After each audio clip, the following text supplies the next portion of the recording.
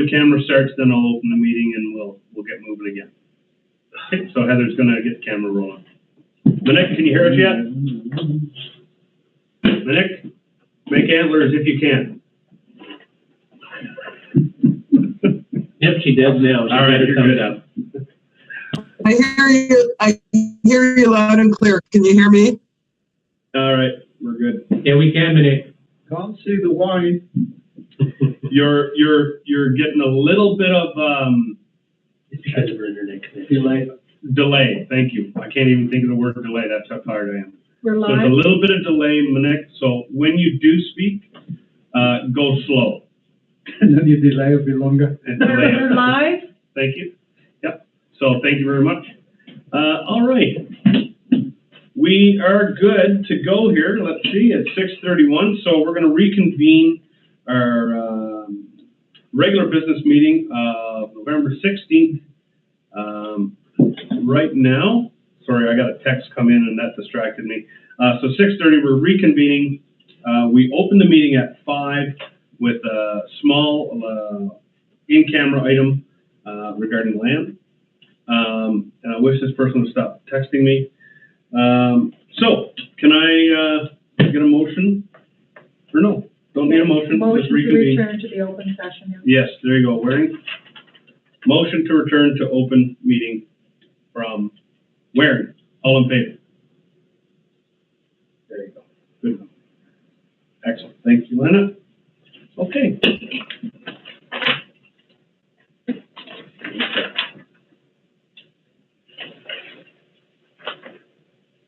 All right. We have no motions arising out of our closed session, so we're good to go on that. Adoption of previous minutes from November 2nd, 2020. Has that been reviewed by everyone? I'm seeing that nice chicken ham glazed look. I see Rab giving me the signal for adoption as presented. Excellent, thank you. Any discussion on that? Seeing none, good, all in favor? And again, guys, at home, we're doing a full Zoom. Thank you, Rab. Oh, you want to talk now? No. Again, I've only got 4 screens in my phone, so Councillor Gordon to my right, who's about 8 feet away, is going to monitor the screens. So if you do want to speak, put up your hand. If you're in his visual range, he's going to indicate to me that, you know, Rab or Cindy has an indication. And Waring to my left will do the same. My iPad because it's to me. No, that's fine. No, I'm good. on the screen. Yep, and I have you on the screen, but I got to look at my paperwork. So we're good. Just want to let you know you're not being ignored. It's just a bit of the process of Zoom meetings that we all love so much. All right. So question period. I do have a few questions. So question period for those at home is an opportunity for the public to ask questions of administration or council, anything that they wish to know. These questions arose from the open house that we had. One of the gentlemen, Mr. Ken Shipley, wasn't available to sign in. He had registered, but he couldn't make it. So he forwarded these for us to have a quick once over. So he's got 2 questions and 1 comment. So I'll read the questions, we'll answer questions, and then I'll read the comment. And that'll conclude unless we received any other questions. We did not. Just the 1. So there you go. So the questions are, why is there a decline in the assessment values and the mill rates? So Ms. Middleton, you were going to answer that one? Yes, I can through the mayor. So the reason why there's a decline is because in 2020 we lowered the mill rate for the non-residential. As well, we did not increase the mill rate on the residential side, and we saw a subsequent 2.18% decrease in the assessed values. Right. Did you mean business on the second? Yeah, non-residential declined right. as well as the residential because of the decline in the assessed values in 2019 okay. values. Excellent, thank you. Second question. If there's no, okay, good. What is the plan to reduce the deficit? If that is still being worked, what are the options being considered? Well, that's exactly where we're at. during budget discussion. So as we move through the process, we will be addressing the deficit. So basically, just stay tuned, and we'll answer that through debate and council direction. And then his comment is, it appears that some people believe that a starting point for reducing expenditures is to cut wages. I do not agree. Council needs to have or take a fine filtered look at how to reduce the costs of various projects, be more efficient in streamlining operations, force contractors to reduce costs, etc., before cutting employee salaries. Employees can assist in doing so by using their experience and expertise. They should be relied on and encouraged to do so. Employees need to be considered resources that contribute to the overall operations. Plus, town employees are taxpayers and our neighbors. They contribute to the town's brand. Cutting wages is a lazy, unimaginative way of cutting costs that impact human beings. It also is the small c conservative ideology that puts money before people. For the record, I have no relationship with town employees. This position is not motivated by self-interest in any way, and I am, in fact, a fiscal conservative. So thank you for your comment. So that would have been what he would have presented at the open house. So I just relayed that here. And we've answered the questions, so we're good on that level. That's it. All right, so thank you for that, Mr. Shipley. And stay tuned for answers to your deficit question. All right. So having no other questions presented through email, phone call, or letter, we will move on to statutory hearings, which we have none, and delegations, we have none. And we have 11.1, the Chief Administrative Officer's report. So Heather will do her best to fill in Todd. And sorry, I didn't tell the public at home, Mr. Sharp isn't feeling well, so he's not here tonight. So Acting CAO Legislative Services Manager Heather Thompson is in the chair, and we have Finance Manager Corinne Middleton in the room, and on Zoom we have Ms. Monique LeBlanc, Common Legislative Services, our European catch-all. So, Ms. Heather, CAO report, please. So as far as the COVID-19 update, I believe that everybody's been aware in our region we're under the further enhanced measures, and that's been implemented by the government. Also, within internal measures have been taken to enhance protection, whereas in the office, if we're in any areas where we can't distance, we're to wear our masks. And Public Works, if they can't socially distance, for example, if they're in a vehicle and there's two of them, they have to mask up. So that was implemented last week by CAO Sharp. That's about it, all I've got for the COVID update. Mr. Sharp could have expanded on it, but I think that pretty much covers it. Now that was internal mandate only. That wasn't related to the town at all. That's just internal. We haven't gone towards a mask bylaw or even discussing that as of yet. Friends of the Dr. Lander Memorial Pool, unfortunately, I don't have those details. My understanding is the Friends are folding, but I'll have to get Todd to further expand on that. I don't have the information. He met with the Friends and he's got that information. Regional Solid Waste Collective Pilot Project. We're going to have a report that will be presented at the FAM meeting on the solid waste. And we're going to be asking for an extension to the timeline to December 31st, so it's just fiscally rounded off, and then we'll be talking about proceeding forward at FAM. That is on the agenda. And that's for November 19th. I could also mention that the FAM meeting agenda, the FAM meeting will be starting at 4:30. It will be virtual. It will be live streamed. And there's some topics in the open portion of the agenda that will be spoke about before we go into the negotiating closed session at 6 o'clock. And for those at home that aren't sure what FAM is, FAM is the Friendship Agreement Meeting. So that's Black Diamond Turbine Council will meet November 19th, as stated at 4:30 this Thursday. And we'll have those items for discussion before we go into further discussions. And then I'm going to, regarding the energy hedge, I don't have the information on that, but Corinne does. So I'm going to let Corinne speak to that. I know that we have entered into an agreement for our energy hedging. So Corinne?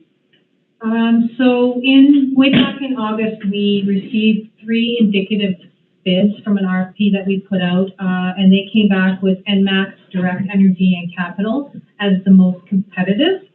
So we were currently waiting for some movement in the market just to see where the market was going to go, and we are required to have a hedge in place, or have something, we wanted to have something in place by January 1, 2021, because that's when our current hedge expires. So on November the 12th, we went out to market and we had some bids come in, and we have secured a 3-year hedge, and the indicative price was just over $60. And basically what has happened a little bit in the market, just to give you a little bit of a color, is with TransAlta moving up their transition from coal over to natural gas, it's caused a little bit of run on the market. So the markets have gone up a little bit as far as natural gas goes, which impacts certainly many of our electricity prices in Alberta. So we've secured a 3-year. So what it does allow us is it gives us price certainty, which is what we really want as we build our budgets going forward. And we'll usually, I think in the past we have done it as far out as a 5-year, but with the potential with amalgamation, and we kind of left the 2 years on the table. So we have done a 3-year, and it's effective January 1st, 2021. Who would? It ended up being with Direct Energy.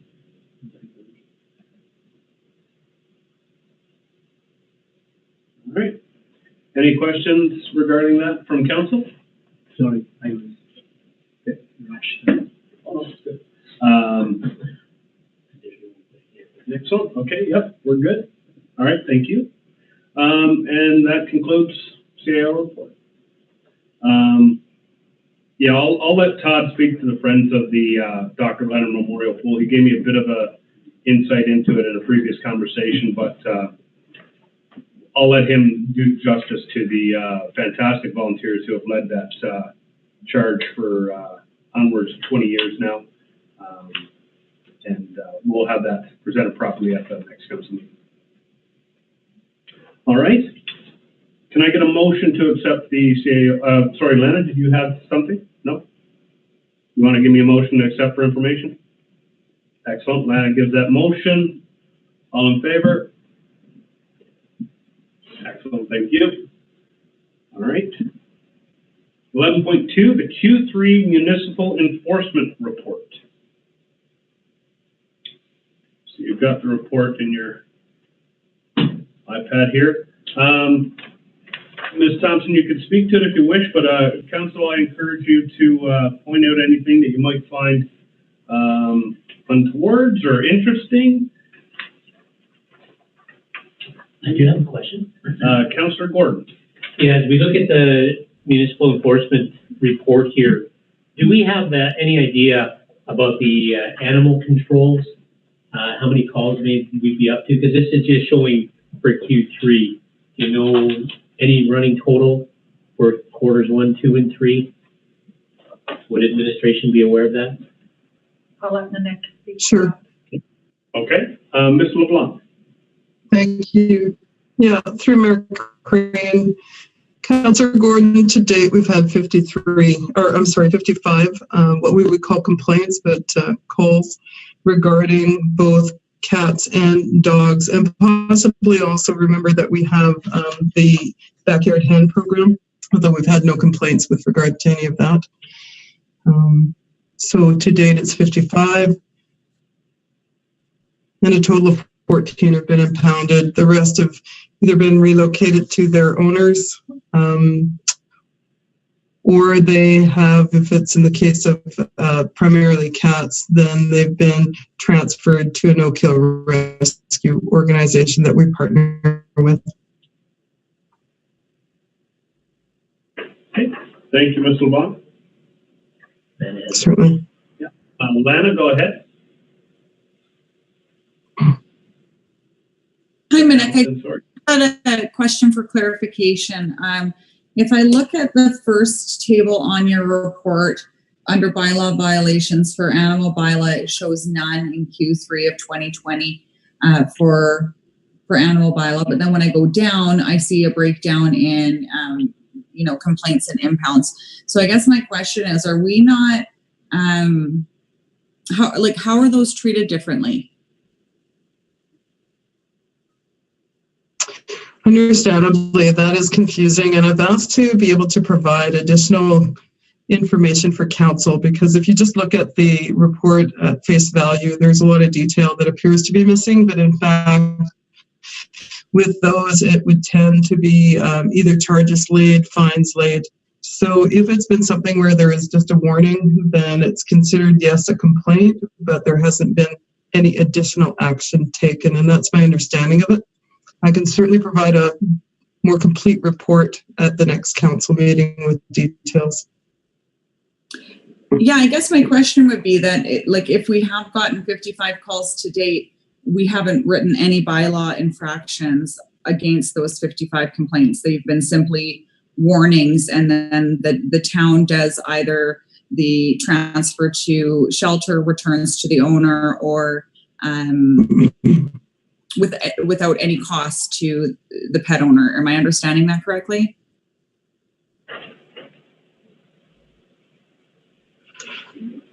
Let me break that down. I cannot say that they have not proceeded, because certainly, for example, we may have barking dog complaints, and several of those have actually gone to court, so they have escalated, but it may not have happened in Q3, or it's in the process, and we may not see the results until Q4 or Q1 of 2021. That's one portion.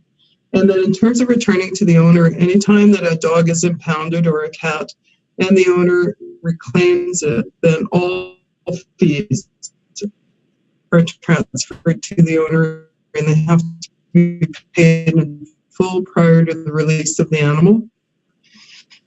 Where it becomes an animal that is not claimed, typically it's a feral cat. And at that point, there is no ownership, and we take it upon ourselves. Really, it would be staff time that would be incurred. Other than that, there's no additional costs for them, and then they're transferred to a partner organization. Did I understand your question clearly to answer it? Yeah, I think so. I think I'm getting confused by the totals that are on the first sheet showing 3 in 2019, none in Q3 2020. I was assuming that those bylaw violations would be the fees, but it doesn't. It sounds like they're treated completely separately. The fees to return the are separate from the bylaw infractions. Right. So there's two levels of fees. One would be an impoundment fee, where sorry, Minik. If we have captured an animal, dog or cat, then immediately once they're kenneled, then there's a fee that clearly slower. Can you hear me now? Can you turn off your video and then just speak? Sometimes it makes a difference. It just reduces the amount of information it has. Okay. Just give that a try anyway, and then if you could just start that over. Certainly. Hopefully you can hear me, but wave if it's garbled. So the way that it works is, if an animal is impounded and cared for, to release that animal, there is a fee, but it's not a charge. It may not be Now, if they, for example, have been running at large or they don't have a license, then there's additional fees. If we've captured them, it's typically running at large, but they're not always charged with that, because if they come to reclaim the animal, it's a first-time offense. There may be some forgiveness in there. But typically, those fees are for impoundment. And then if there is a so-called charge laid, that would be against the bylaw, and that should be registered as such. I will clarify that, because I understand there is some confusion, but I can only assume that there was no bylaw charge applied to that, only impound fees. Okay, thanks for clarifying, Manette. Certainly. Okay, thank you. Council, any other questions for Bylaw Enforcement Q3? I would just make note that we have our first cannabis-related violations, so cannabis in vehicles, which is tantamount to drinking and driving. So that's the first time we've seen anything since it's been legalized across our reports. So interesting. Other than that, if there's no other questions, I'll get a motion to accept for information. Councillor Gordon gives me that. All in favor? That's carried. Thank you. Q3 Action Motion Tracking Report. So again, Council, we have in front of us our motions from the last year and our trackers. Anything jumping out at anyone that they'd like to point out, ask for clarity on, or to get refined?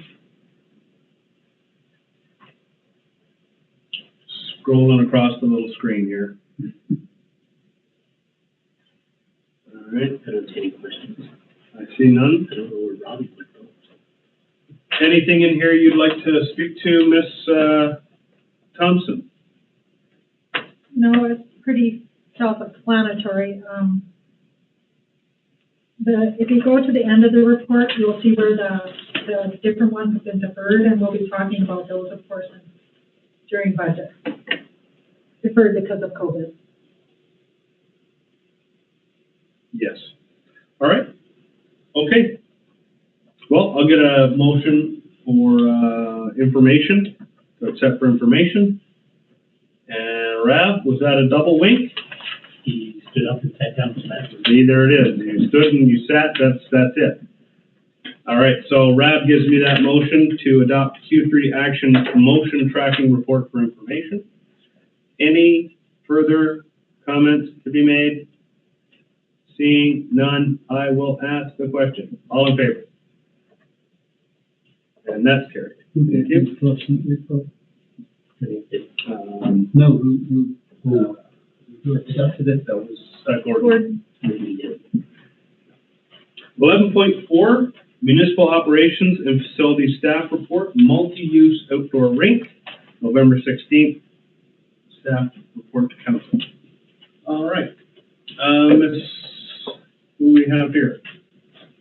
Well, Ms. Thompson, I guess you can direct it, or we can just read it, or? Yeah, it's just a basic staff report. I would direct this one to Councillor Wilkie, as he was attending the meeting.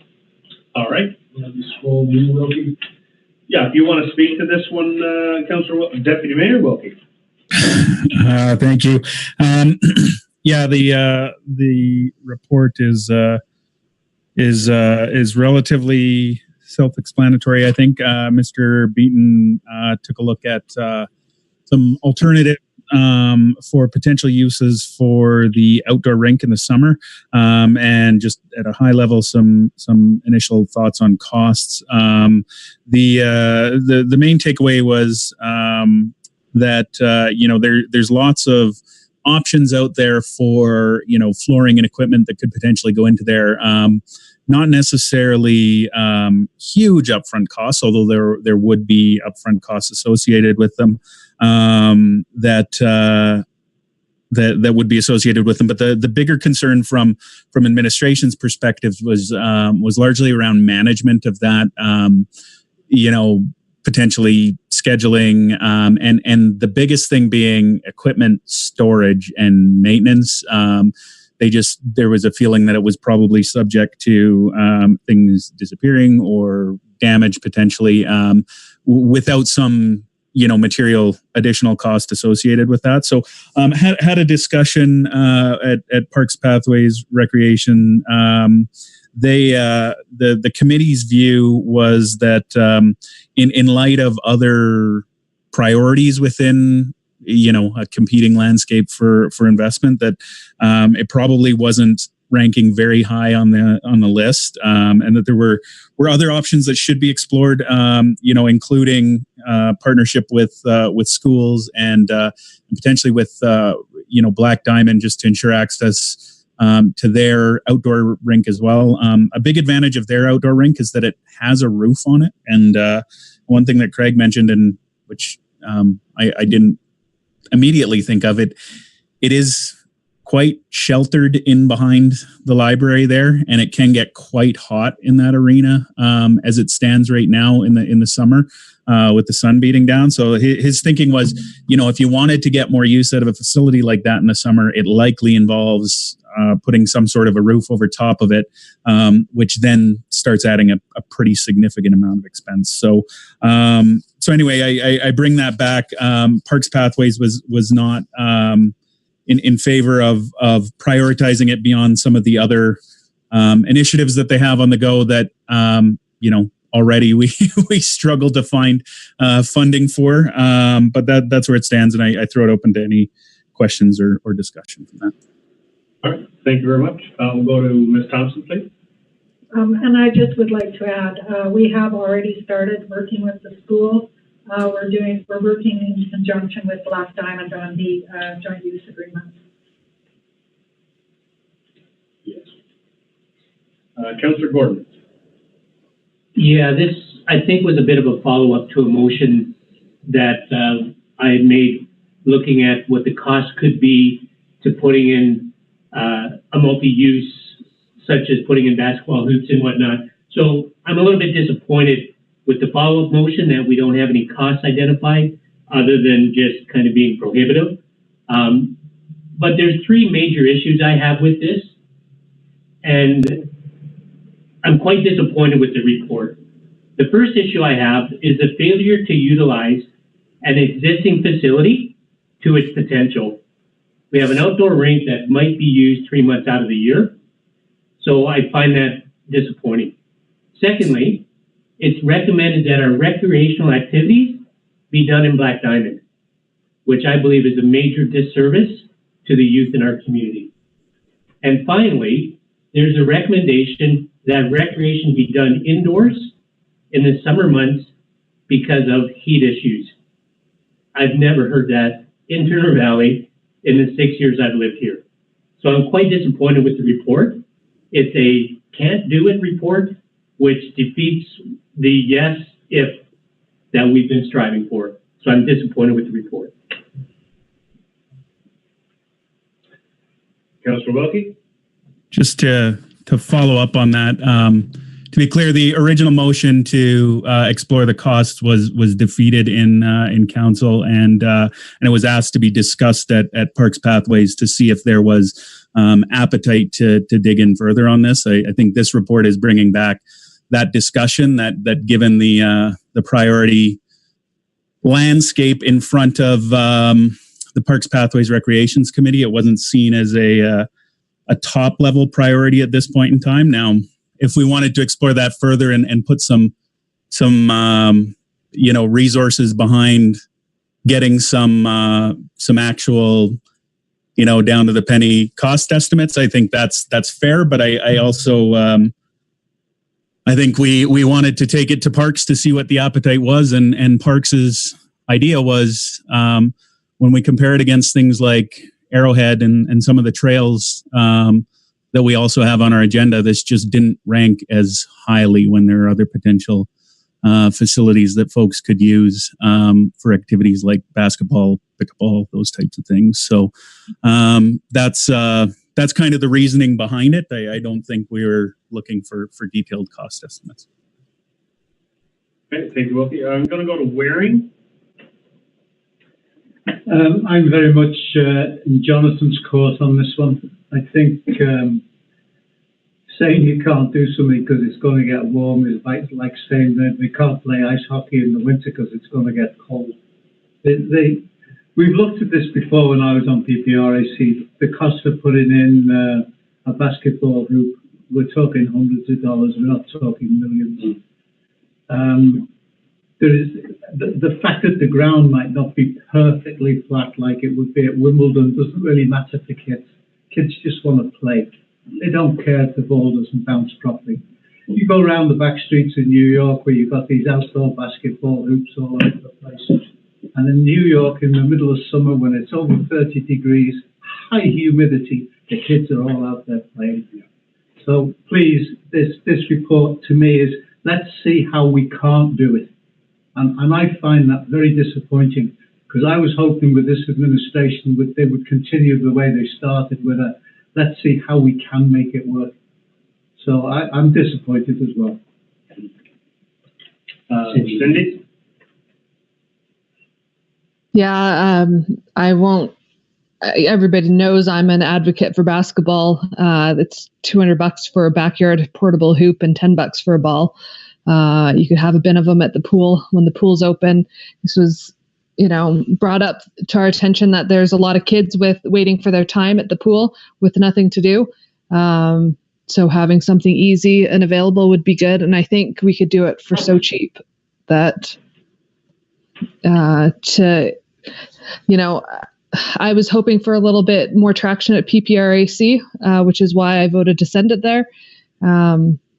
But I think something could be done in such a small scale for so little cost that we shouldn't ignore it. Just going. Rab, Lana, would you guys like to comment? Yep, go ahead, Hamilton. I'm wondering maybe if we're looking at budgets, maybe if we allocate some funds towards it and then see what administration can do with those funds. Like Cindy said, I don't think it needs to be anything super fancy, but yeah, 2 nets and a ball for starters and netting, I think, for pickleball. I can't see that taking up a huge amount of space. And I don't know what options look like for that, but maybe we put a dollar amount on it and then we see what kind of bang we can get for our buck. That can also be looked into with I'm not sure how PPRAC would feel about this, but if we used a portion of the 100,000 that we allocate towards parks, I'm not sure if that money has already been, earmarked, or I don't want to step on your toes either, but wondering what the feeling would be on that. Yeah. Rab, I'll let you have a go before I do, if you want. Yeah, I understand where our parks are coming from. If that, they do have lots of balls in the air, so to speak, and never enough money. So I understand that. But I mean, I think that there's a way we can do this fairly inexpensively, and maybe we can find $5,000 or $10,000, whatever it's going to take, or less, and see if we can do something next year. At a recent finance committee, one of the members there did say that we have all these kids hanging around the waiting for the pool at the pool, and there's nothing to do for them down there. There's this empty rink with nothing happening there. So I think for a small amount of money from council, not necessarily from parks, but from council, we could make this happen. So it's probably out of season right now. So now it's hockey. So let's wait till spring and make sure we don't lose sight of it and put a bit of money in the budget for it. Cindy, did you want to make a comment? Thank you, Rab. Yeah, yep. I was just wondering about community support grant. Oftentimes we have teams that are coming in, hockey tournaments that want funding, and that hasn't happened this year with COVID. So I'm just wondering if we use what's left over from the 2020 community support grant and put it towards. Ms. LeBlanc, before I go to Councillor Wilkie, would you happen to know the figure amount left in the community support? Off the top of my head, I believe it is $6,000. Okay. 6,000? I believe it's $6,000. Okay, perfect, thank you. Yes, Mayor Wilk, 6,000. thank you. Yeah, I mean, I completely hear where council's lining up on this. Parks was asked to provide, thoughts around where it would fit within the priorities program. And look, the concern is we didn't get anything done this year. What's going to happen to that funding the following year? There are lots of things that they want to do. If they had to reallocate funding from some of those things to this, their perspective was they would prefer to go after the big prizes with funding, which is Arrowhead and some of the pathways that we approved last year, right? We just went through that public participation process asking for feedback on what people wanted, and that's what it was. So that was the thinking. If there's incremental funding available, I'm 100% on board with providing additional things for kids to do in town. Trust me, I'd love to find more for mine to do. My biggest thing is if we're going to spend that money, I want it to have kids involved in deciding what that's going to look like. I don't want us to go out and put up a basketball hoop because we, as a bunch of old folks sitting around a table, decide that that's what the kids want. I would really like to see some way to get kids involved in how to use that facility. And that would I would have a strong preference for that approach rather than picking what we're going to do in that place. So I just throw that out there as a suggestion that if we're going to allocate some funding, that we get the kids involved in what it is that they'll actually use there. Okay, thank you. That's not a bad idea at all. We'll go to Councillor Hamilton. To follow up on Cindy's suggestion, why don't we make a motion?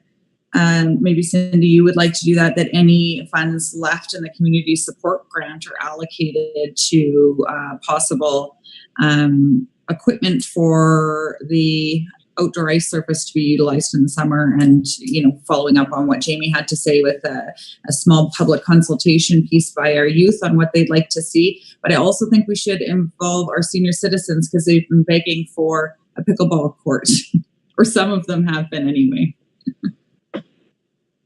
True. Cindy, we'll get to you. I'm going to just throw my weight in. I agree with Gordon and Waring. And, it sounds like all the council is behind doing something for youth. I think this COVID experience, especially when you look at the pool and how we've had to isolate from a 200 to a 40 gathering number, it really makes sense that we do something to offset and increase the outdoor activities that we can do for youth. And that is a perfect spot for it. So I know we can do some cheap options for sure. So I'm all for exploring some potentials. I think a few surveys wouldn't be too hard to put together, a survey monkey, and send it over to the elementary school as it were. I've got a meeting with the school board coming up this month, so I could maybe ask them about that as well, see how they do their surveys for recreation. Either way, I think we definitely need to throw some money at this and come up with a small process. Now's the time to get ready for spring. So yeah, I'm totally in favor. So Cindy, as Councillor Hamilton said, you want to make a motion to that effect. But Wilkie, you want to go? Go ahead. No, I just wanted to add, look, this is to me one of these perfect opportunities too, where look at what's happening with the skate park in Black Diamond, right? It's just such a great example of parents mobilizing some kids wanting something, and then a community leader taking the bull by the horns and raising a bunch of funds from sources that aren't necessarily your average taxpayer. wholeheartedly welcome any uses that any ideas that anybody might have to put that facility to use in the summer, that might be able to access some outside funding as well. Because, the reality is that, look, we've got the budget discussion coming up here in 10 minutes. We know how tight it is. So I know it's small amounts here and there, but this is just such a great example of where that same approach could be taken. Absolutely. We're going to have a wrap-up comment by Councillor Gordon, if that's good, because I think we're all in agreement here. So, Councillor Gordon? Yeah, just to clarify, Councillor Wilkie, the very first sentence on this background history, the very last phrase says, and associated costs. So just to confirm, there was no review of what X would look like financially.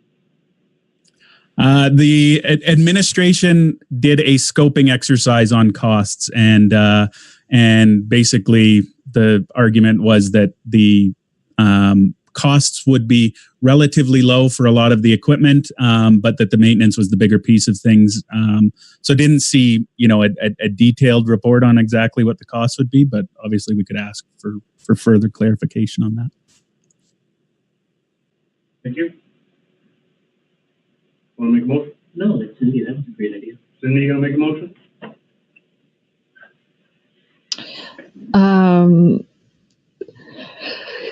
Yeah, Lana had it.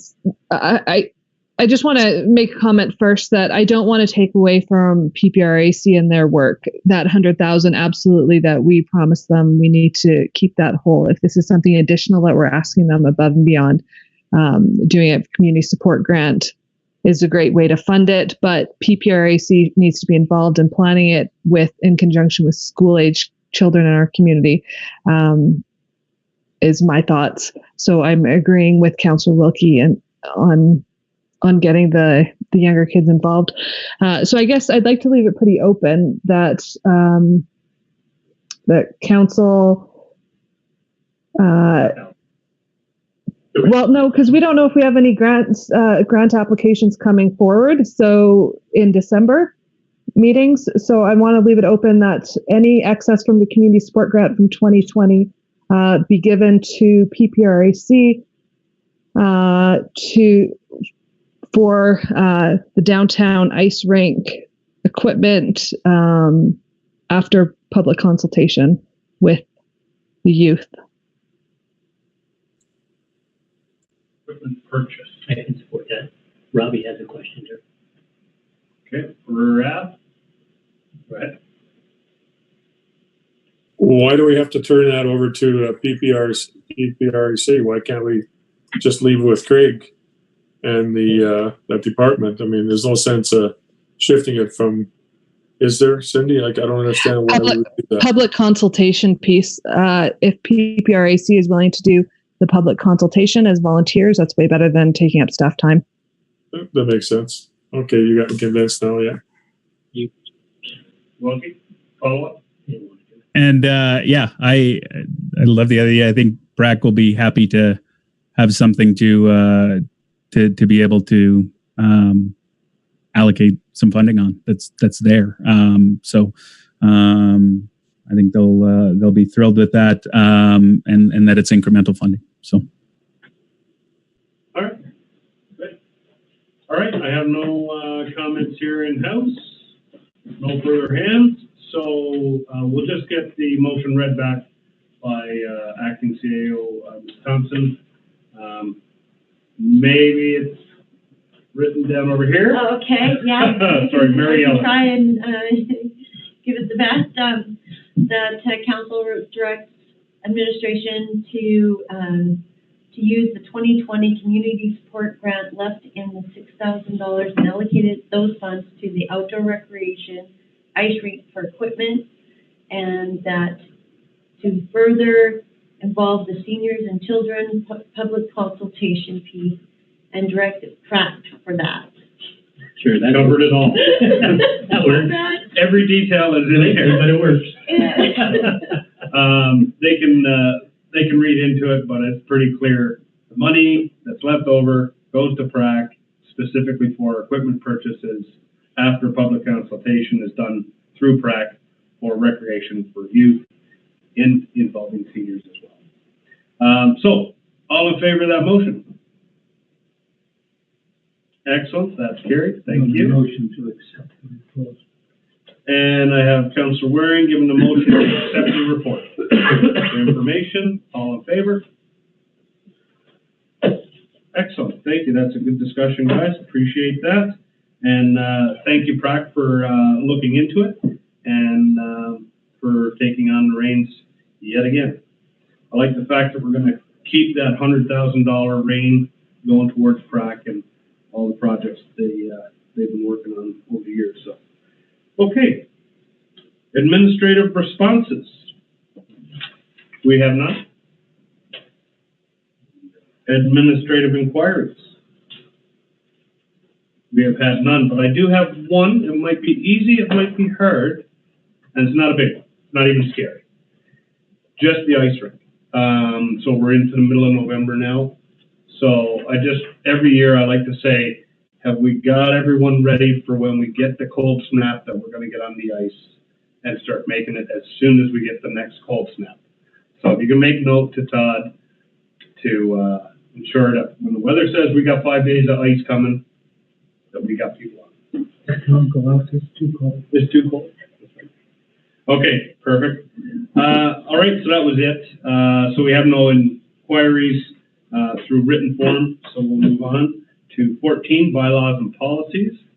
We have no items. Old business. We have the utility rate bylaw review postponed from November 2nd, 2020. We do that first or 15-1? That is 15-1. No, On my sheet. planning process. On mine, I gave you a new one. it says right here, 15-1 placeholder, but that's okay. Let's see. What do we got? Financial, oh, I see, yeah. Fine. Yeah, Okay. that's your new. All right, we're gonna do financial planning process first. And then we'll do utility rate bylaw review second as per the updated agenda, not my cheat sheet right here. All right? Okay, Ms. Thompson, the floor is yours. And I will turn the floor over to Ms. Middleton. All right. Thank you. So through the chair.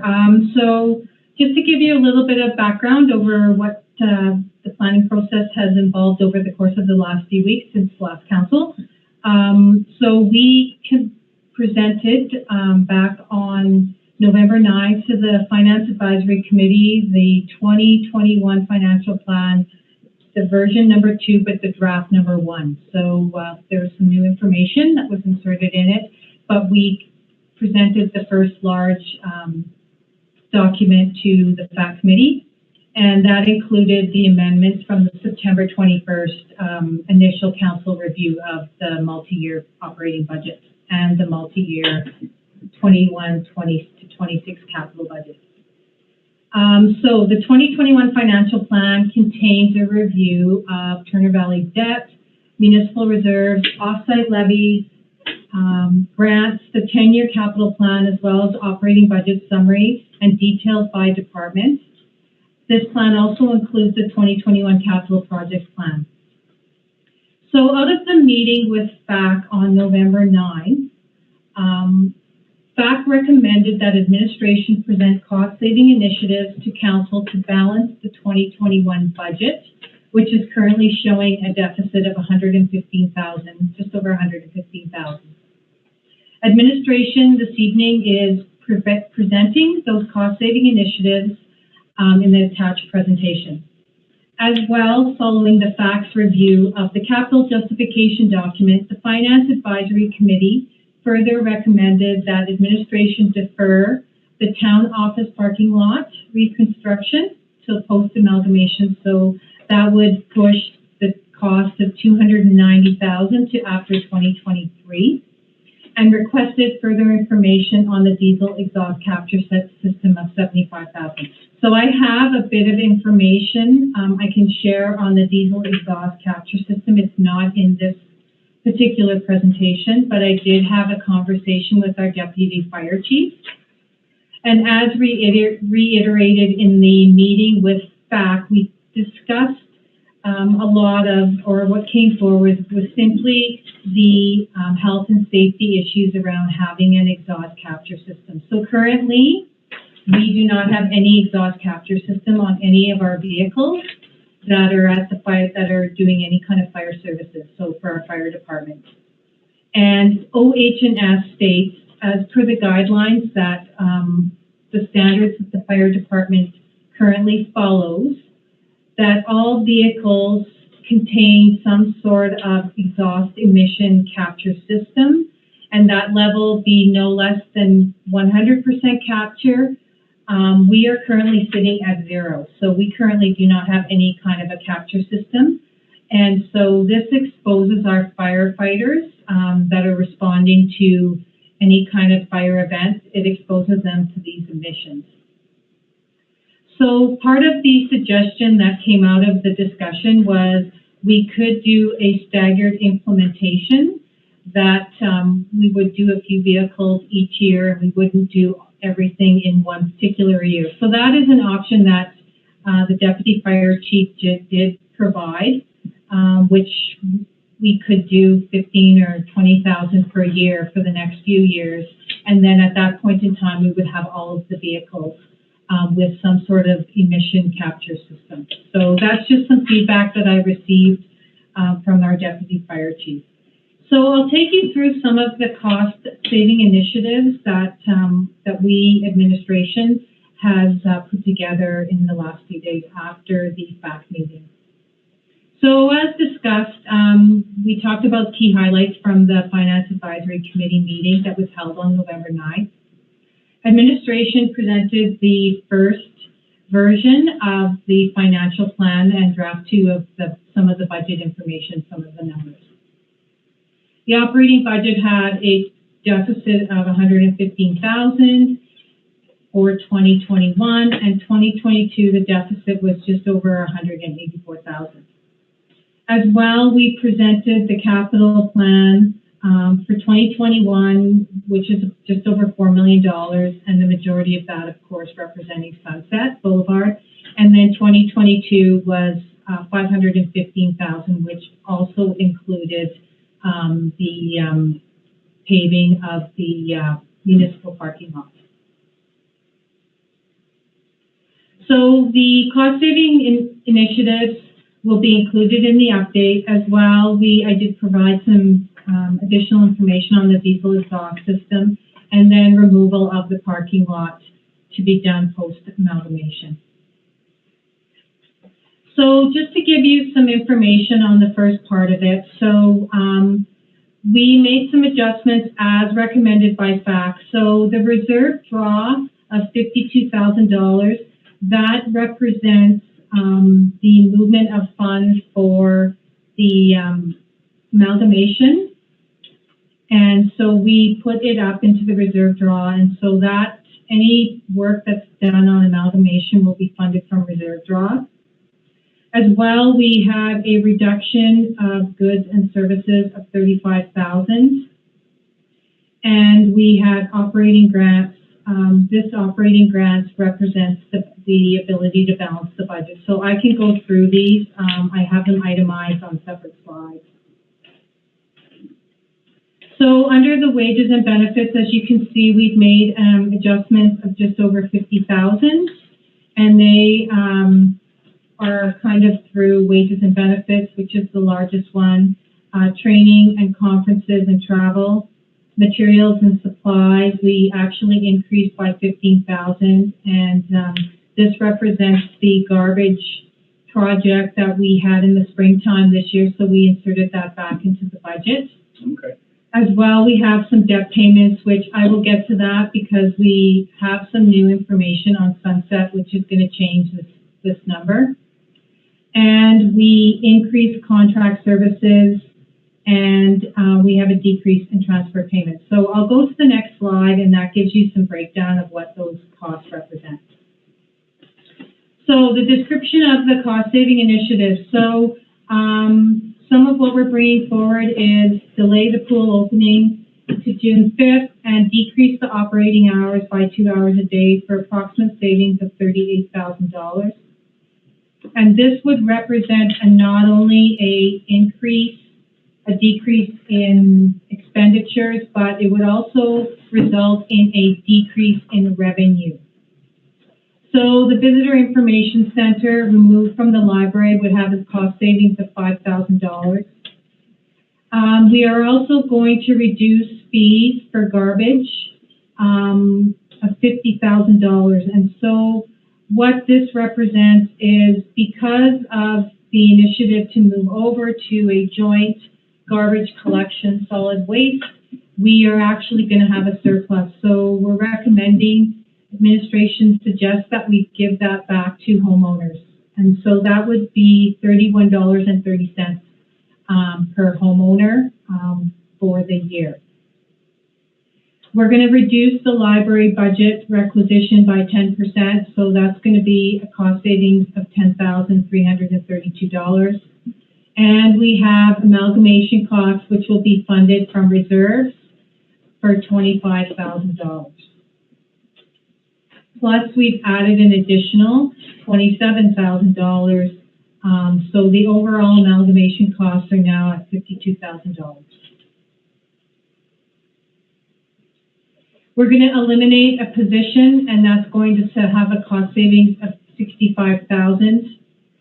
The debenture cost of $1 million, so we'll hold that thought because we have some additional information on sunset. We're going to reduce, so all departments took reductions in their training budgets for cost savings of $16,300.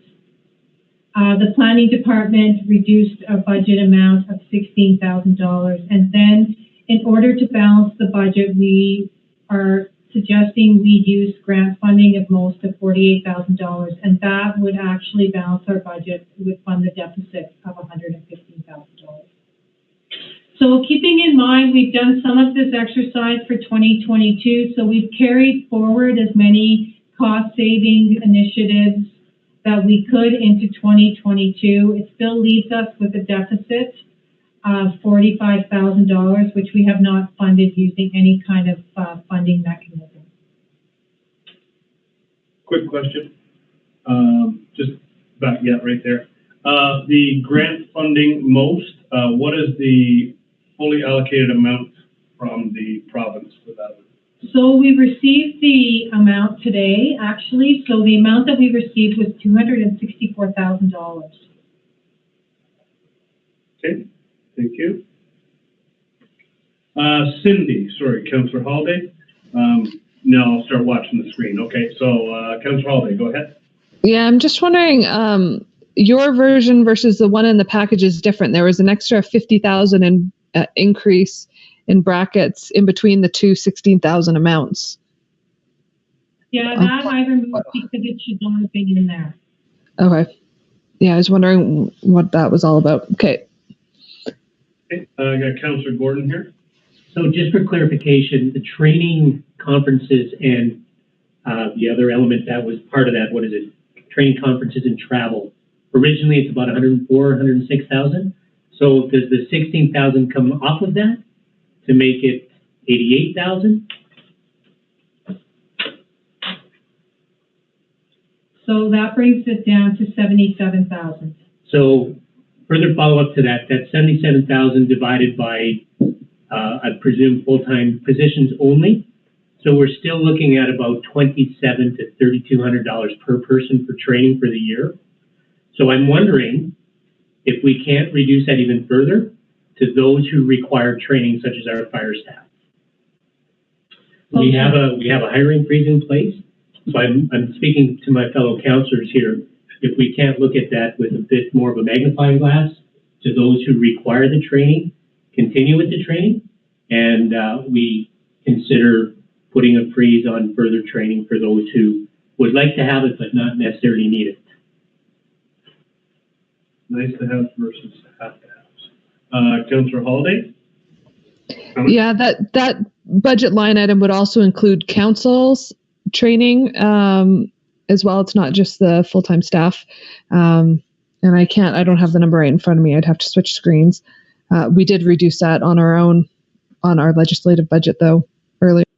And I think we have about $14.80 per counselor, if my memory serves well. But I'm just wondering if we can even consider reducing that for fellow counselors as well.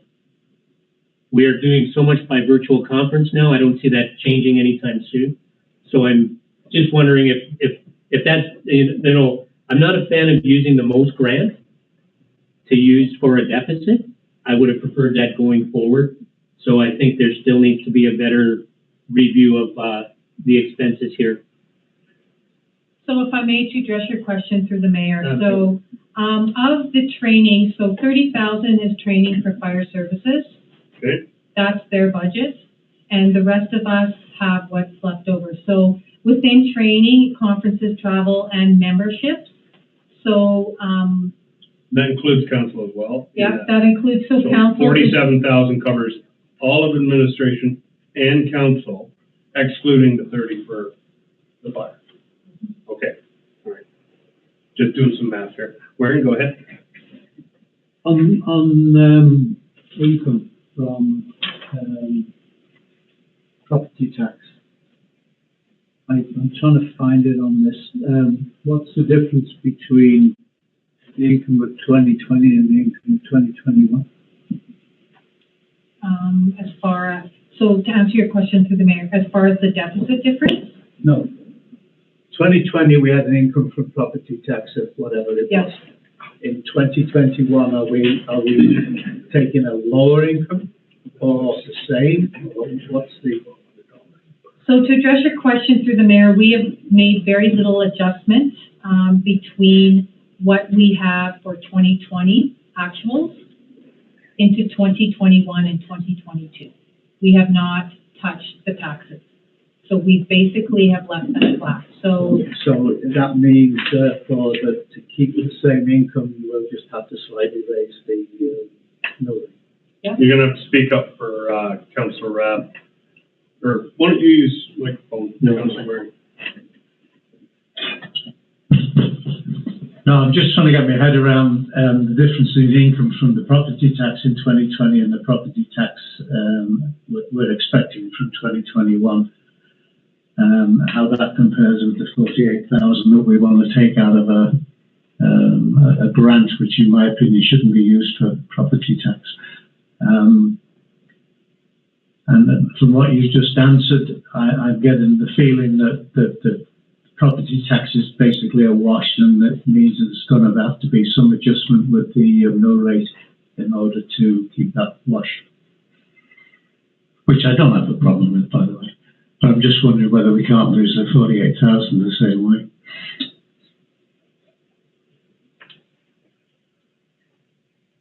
So to address your question through the mayor, you're absolutely correct. So if we leave the property taxes as they are, and assessment values come in lower, we are going to have to find a way to either adjust the taxes in some magnitude if we do not want to use most funding. Okay. So if my mathematics are correct, if we put the 48,000 on the property tax, taking an average, it would be an increase of $3.48 per property taxpayer per month, which you can't do much with $3.48 if it means you can save 48,000 out of a grant we could use for something else. Yeah, I think that's, yeah, your math is fairly accurate. Well, I use this. No, Okay. We're gonna go Councillor Holiday. Yeah, the finance committee we talked about the most funding and nobody wanted to use it on it. So yeah, we definitely need to look at other options. The one piece that isn't clear in all of this is utility rate bylaw and putting money into reserves. So I don't, if Karine can go through that, what assumptions were used for the utilities in this budget, maybe explain that a little bit.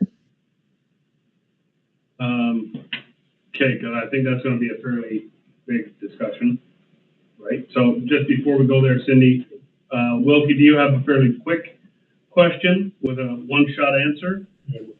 And then it was along the same lines as Cindy's, so I think it's wrapped in. Okay, so we'll go to Hamilton. I had a couple questions by business unit. Are we doing a dive into business units today, or should I save that for another time? No, today is the day I want us to go into this thing and find our numbers, get some agreement, and we're going to have a good discussion if we're here till 10. So buckle up. So Cindy, we're going to come to your question because yours is going to be a very detailed one, and I totally get where you're going. We want to wrap our heads around that. That's why I just want to push off, get a few small ones, and then come into that one, because that's going to be a big head wrapper. Okay, is that okay? It's going to do 2, Lana and Rab, and then we're going to come back to your one. Corinne's going to get ready for that. Okay, Heather? Quick. Yeah, and the utility rate bylaw is the next item on the agenda. This budget is only addressing today. Yep.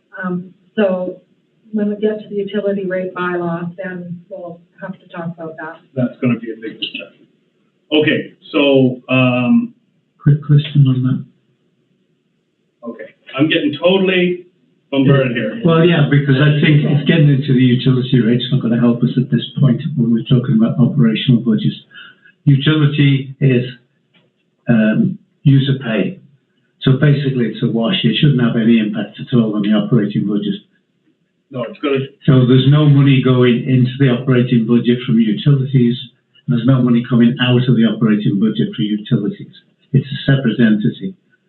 So I think if we've got a problem with the price of utilities and the way we're passing them on to their residents and the way we're putting money away for reserves, that is not impacting the operating budget. Okay. We're going to follow the procedure. Cindy, your question is going to be addressed. Then Lana, we're moving on to you.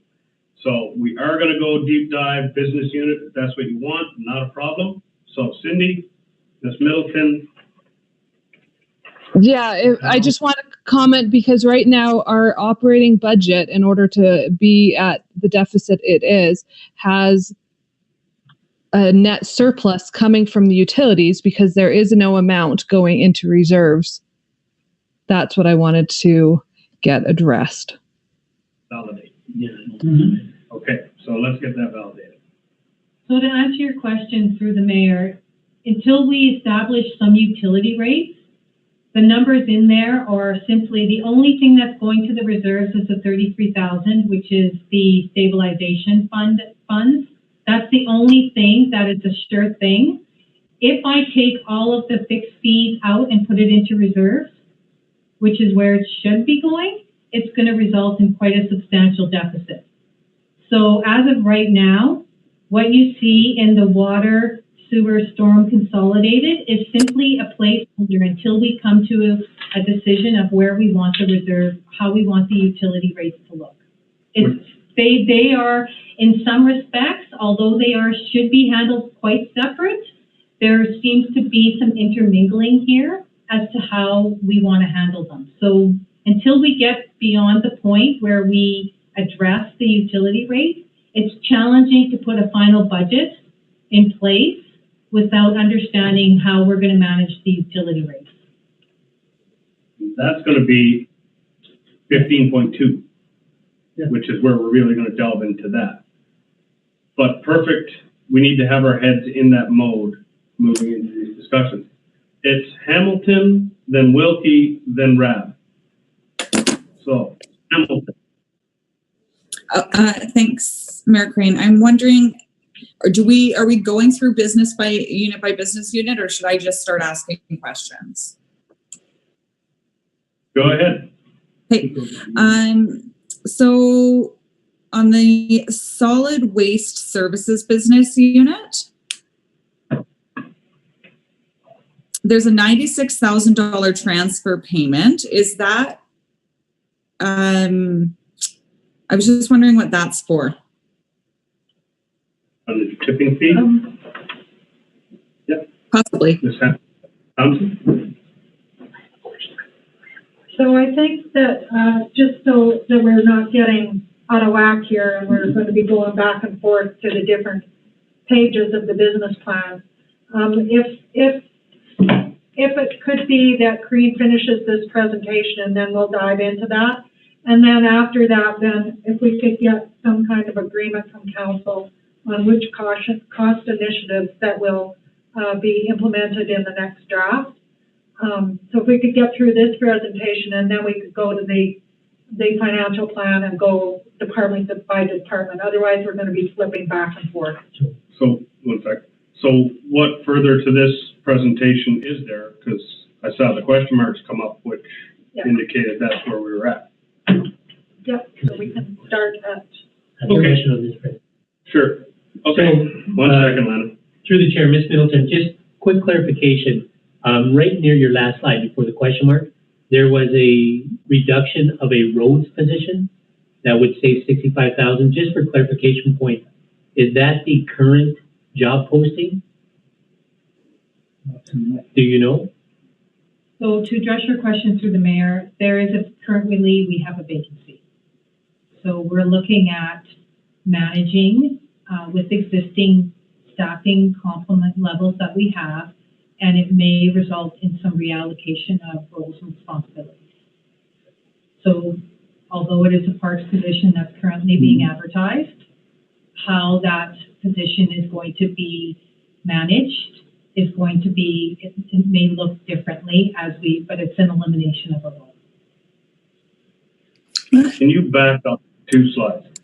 Just give me a second, council. I just want to get us back on track here so we don't get lost from where administration wants to be.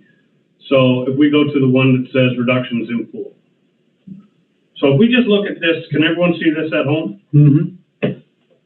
If we just look at this summary of cost-saving initiatives, what administration is wanting is yes or no answers to do we agree or don't we agree to these initiatives.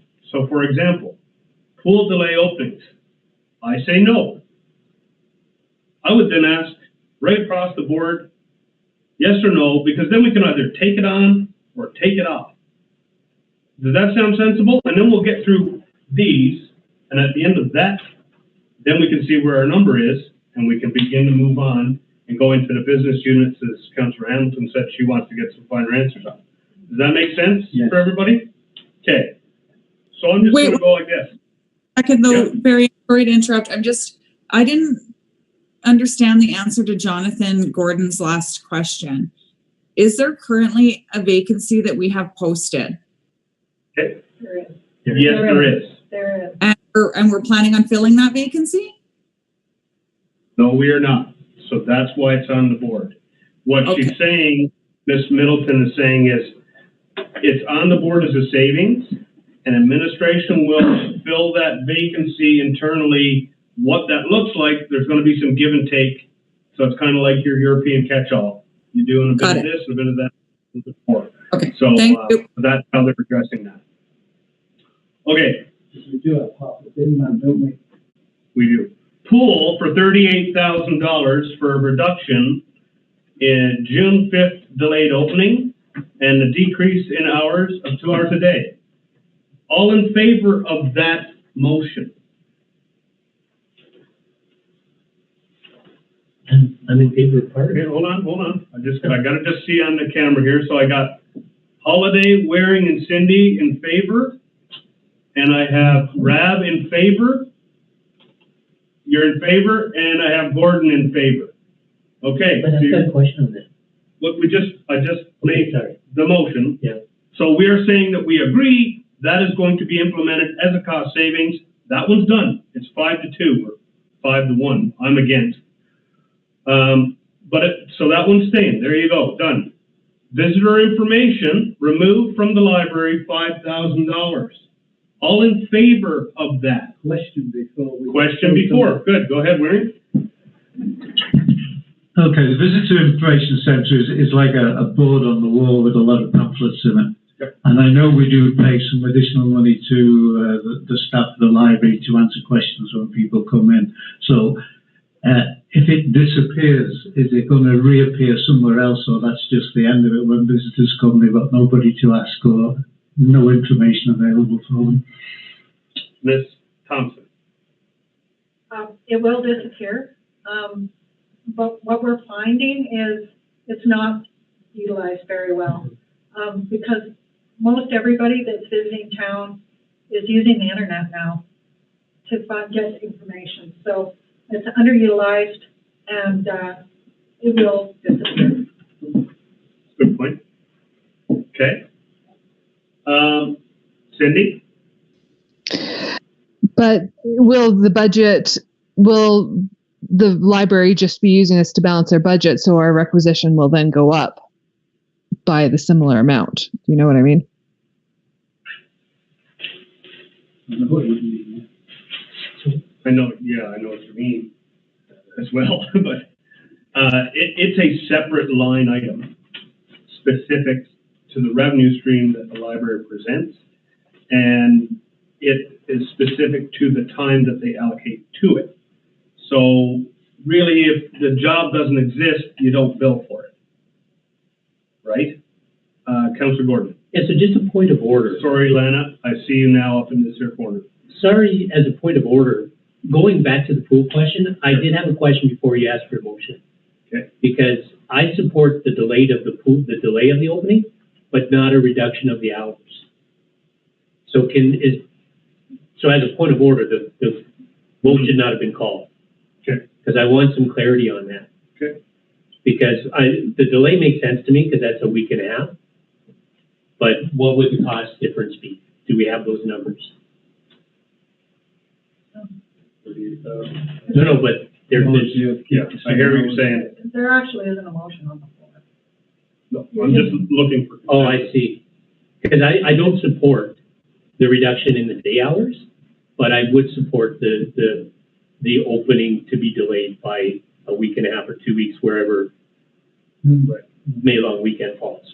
Yeah, I agree. Because I think we need the length of day, especially with COVID, when they're, if I may speak freely, with COVID looking to extend, we're probably still going to have to schedule, so we're going to need those hours in a day. So that's just a point of order. I would say sun up to sun down. Same, right? I don't want to see I could get behind the delayed opening, but I can't support the reduction in hours. That's my perspective. Lana, then Wilkie. I have it combined. My point was exactly the one that my fellow councillor Gordon just made. Nothing to add, but I support what he said. Okay, Wilkie? Yeah, that was kind of why I voted against the move, is the hours in the day. I just would want to know what we're actually talking about hours-wise, what that reduction looks like. I'm not so fussed about 2 weeks. May long weekend's miserable anyway, so anyway. Almost all the time. No, yeah, almost all the time, yeah. Corinne just mentioned that she had combined the entire number, but I see she's punching in on a calculator here, so she might be able to get back to us. That makes me feel a lot better, because I really like the idea of not reducing the hours. That's the same, Wilkie, for me. I can delay a May long weekend, but 2 hours a day when it's crucially hot, not so cool. Councillor Hamilton, or holidays. Yeah, I just want to clarify. We're just voting on what we're asking admin to keep in the package for the next version, going back to the Finance Advisory Committee. And I know that the Finance Advisory Committee did ask for information on what those hours were going to look like to consider when this comes back to us. So maybe we just need to have an additional motion having those split the next time it comes back to the Finance Advisory, and more hours, more information on which hours would be cut, just so we can see it. Because we're interested in knowing if there was underutilized time that could easily be cut based on statistics. So lots more information that we should consider. Okay. All right, so why don't we make it that then, that it comes back devised as a cost savings from the delayed opening portion with the breakout of the decrease in hours portion. That's what I'm hearing. Yeah, and more information on what those hours are and how they've been utilized in recent years. Okay. Counselor, Ms. Thompson. So, just to be clear, these cost savings initiatives were requested by the Finance Advisory Committee, recommending up to council to look at these, and agree to what they like or don't like. And then administration flowing from these discussions would make the adjustments, and that would go back to the Finance Committee for further review before council. Yeah. So just for clarity, council administration was directed to look into cost initiatives to balance the budget by the Finance Advisory Committee. This is what the administration has put together for council's consideration on the cost savings initiative. So that's what administration is looking for. So this is a perfect example. Council is in favor of delaying the pool opening, but they're not in favor of decreasing hours of the pool. So that we would bring back to the Finance Committee broke down. Yeah, that's what we want. And just to address your question regarding, through the mayor, regarding the pool utilization times, we don't actually track specific hours of the day of when the pool is busy and when it is not. We have an idea through conversation with staff, but otherwise we don't have that information readily available. Okay. So again, to move on this one with the pool, so now it's all making nice, clear sense. We recommend sending this back to the Finance Committee to get the broken down numbers. They will then look at it and it'll come back to council, broken down, and we can say yes or no to the whole thing, or we can slice it. No. Make sense? Council does that. Yes, That's what I'm saying. Council will do that. Financial Committee. No, they'll get it broken down. I don't know why they And need then to get come it back. because it's coming to us. Okay? Does that sound right? Is everybody good? Go ahead, Wilkie.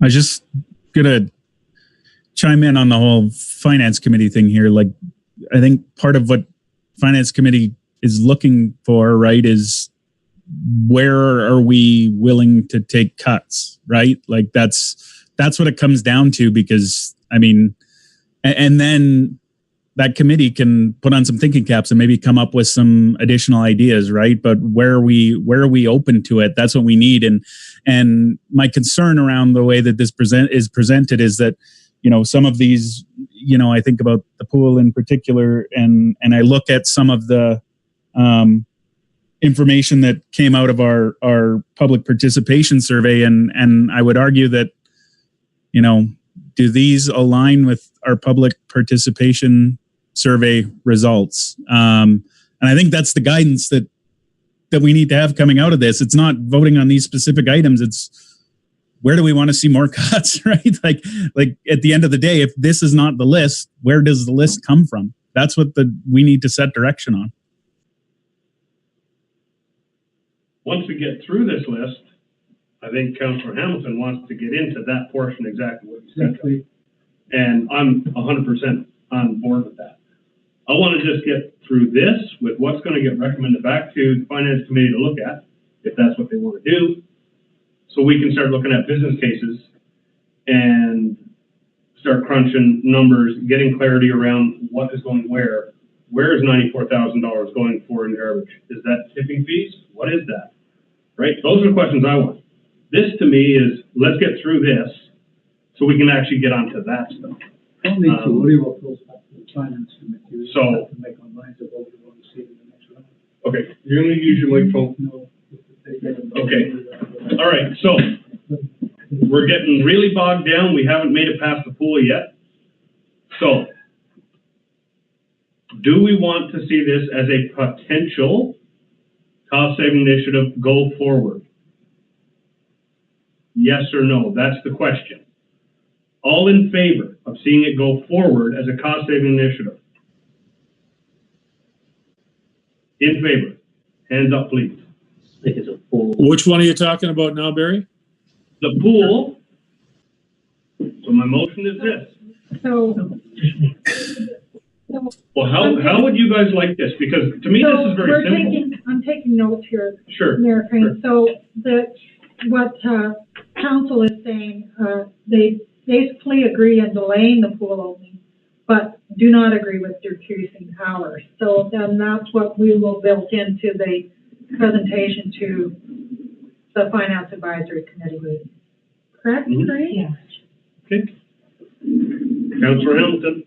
Sorry, I just wanted, just to follow up to what Ms. Thompson just said, like, it's hard to say decrease the hours by 2 hours a day. Like, what does that equate to, right? It'd be nice to see the dollar amount, because then maybe we can say, oh, maybe we can live with 1 hour a day, but not 2, that kind of a thing. And then, so that's why I'd like that additional information. Yes, I'm interested in it as a cost saving initiative, but a little more detail would be great. So I'm interested in all of the cost savings initiatives. Yeah. Just a little more detail. Perfect. Yeah, that's what they'll bring back with more detail. Okay, so motion is to delay the pool opening until June 5th, 2020. Not a motion. I got to get a vote somehow, or we're going to be stuck on pool forever. So we're going to delay the pool opening to June 5th, and we'll bring back the financial implications of a decrease in operating hours, both for 1 hour per day and 2 hours per day, respectively. This is a cost-saving initiative council wishes to see go forward. All in favor? 1, 2, 3, 4. That is carried. Excellent. Thank you. Visitor Information Center removed from the library.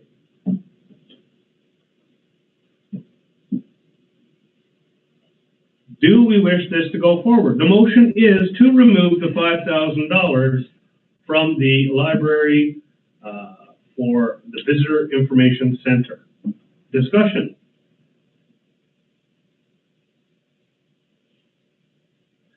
Seeing none, all in favor of this motion? That is carried. We will see that one come back. Garbage, reduce the fees, $31.30 for the spring cleanup. Is that when they put the bins out? So I'm going to ask for clarity from Ms. Middleton again on that one, so that we have a clear understanding of what that is.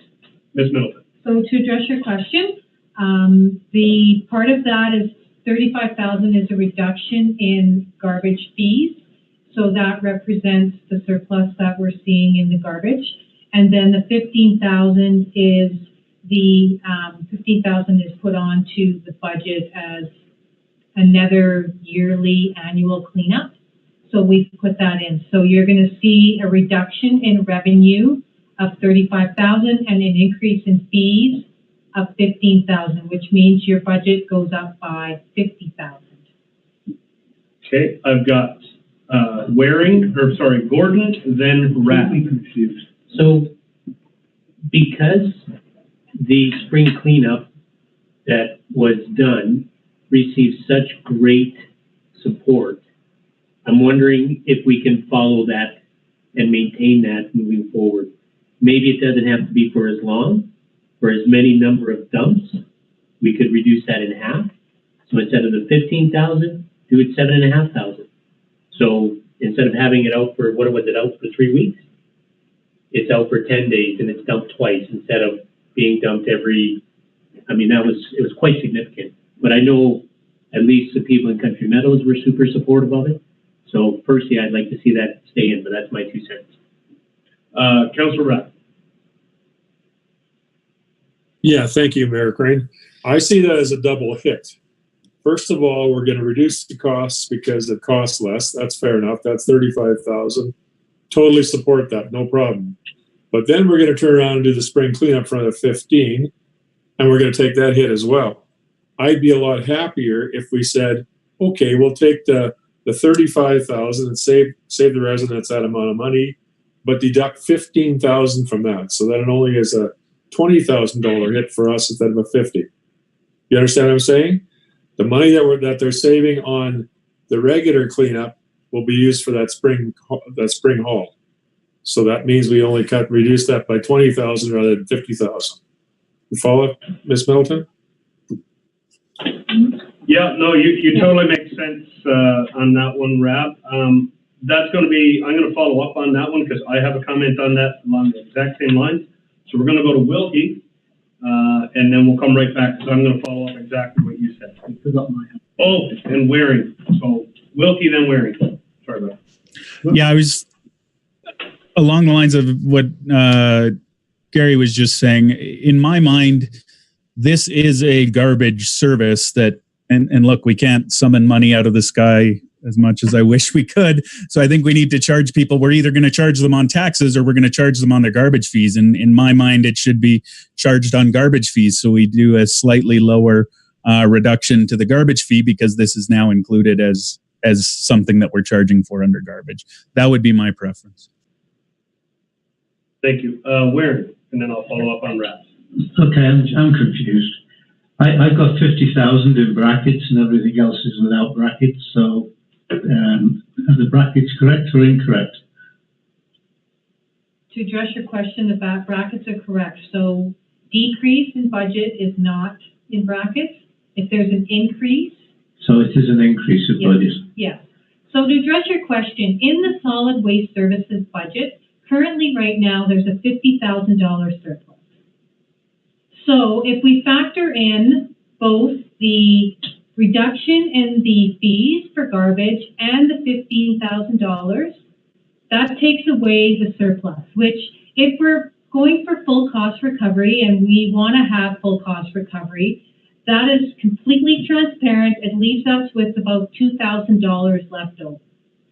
So that's how we've come to the conclusion as far as the $31.50 back to reduced fees. So it captures both the decrease in fees as well as the increase and putting the $15,000 in for cleanup. Does that answer your question, Councillor Rabb? So it's an increase, not a decrease. Yeah, that actually clouded it up for me a little bit because I thought you were talking about going forward, but you're saying we have a $50,000 reserve right now, and we're going to just use that up for next year and reduce the same amount. Well, I still think we're still taking a double hit. I'd like to have that a little less, reduced over perhaps half that or something like that. That's my opinion. Because $50,000 is a good hit in the chin when you're trying to save money and just lose 50. It's not working the right direction for me. Okay. I got a comment, and then Cindy and Lana. Did you indicate? Okay. For me, I don't see why we would reduce fees myself on the service. Yes, we're saving $1 a month across the board here and there, but if we've got a kitty that's a reserve, we're always talking about having healthy reserves. Here's a perfect example of how we've already got a beautiful service aligned. We've found the efficiencies. We can deliver it at the same cost, build a nice reserve. People are still happy with the service, and we're doing above the next level by providing the spring cleanup for $15,000, which was a really awesome project last fall. Super involved all the community, so we can stay carte blanche right on the level, build a healthy reserve for our garbage, because every year garbage goes up by $2 per ton of tipping, and you can guarantee that that is going to continue to go. And so we're going to rake ourselves back and then start dropping the $2 again and slowly start building when everyone's quite happy right now. So that's my thought. I say we leave it alone, keep the revenue in so that we can have the reserve in the long run. And that's my thought. So I've got Cindy, and then I've got Wilkie, and then I've got Lana. Cindy will Yep. be. Yeah, I think Crane explained our thinking perfectly. We're trying for transparency and full cost recovery. We didn't want to be padding the operating budget with a fee for garbage service if that's not where the money is going, right? So yes, tipping fees do increase. They haven't the last couple of years, actually. So maybe a little bit more of a padding in there would be okay, but not much. To make a $50,000 profit off of a garbage bill doesn't make any sense. If we need that money, it needs to come in property taxes, in my opinion, for transparency. It's what we're trying to do with utilities. If that's our mantra, we need to be consistent. Hey, Wilkie? Lana was waving her hand before me, so I'm happy to let her. Okay. I kind of like what Mayor Crane had to say. A part of it, I think that we should fund the spring cleanup with a portion of the overage that we're charging in garbage fees, because that program was really well utilized, and it plays into, making a destination community, keeping the community clean. I think we should keep the spring cleanup, the 15,000 in there, and then maybe do the reduction on the remaining,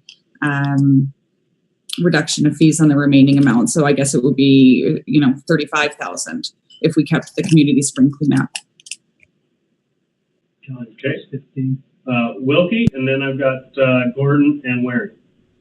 Yeah, I just a question for Corinne, I guess. I just want to make sure that this is clear in my head. What I'm seeing on whatever, it's the solid waste services detail page, right? There's $52,000 surplus in 2021 from solid waste services.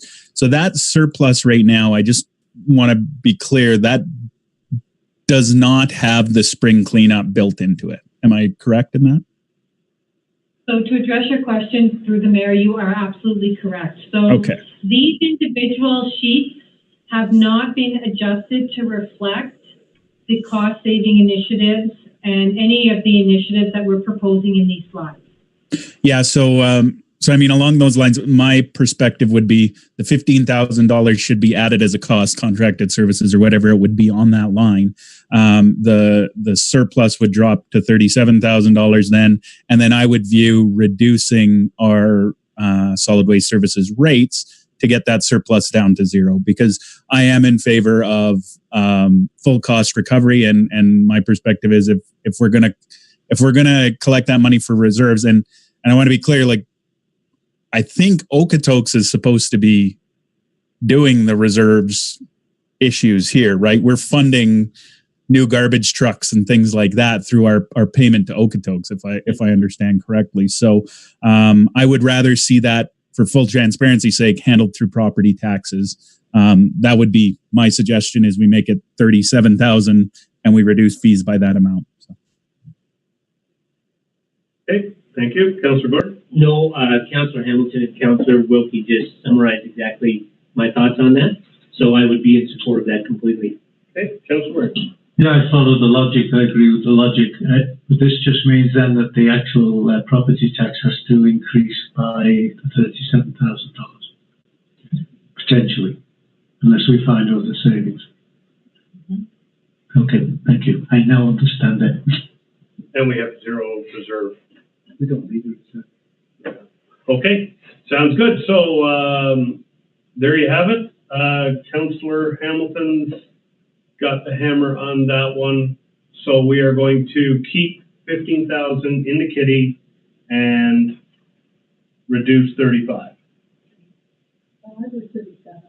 It'll be 37. No, 35. 35 because it's Yeah. 15.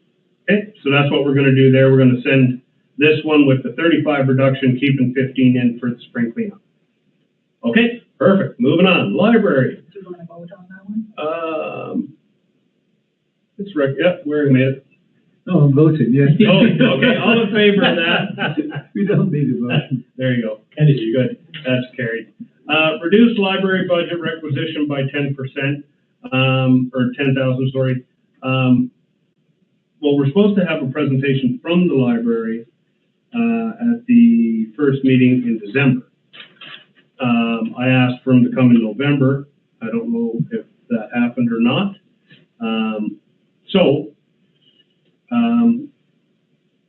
Up to you, council. I'd prefer to have them here in the room and present their budget, and then we can have that discussion then. That would be my thought. But I've got Hamilton, then Waring. So Hamilton first.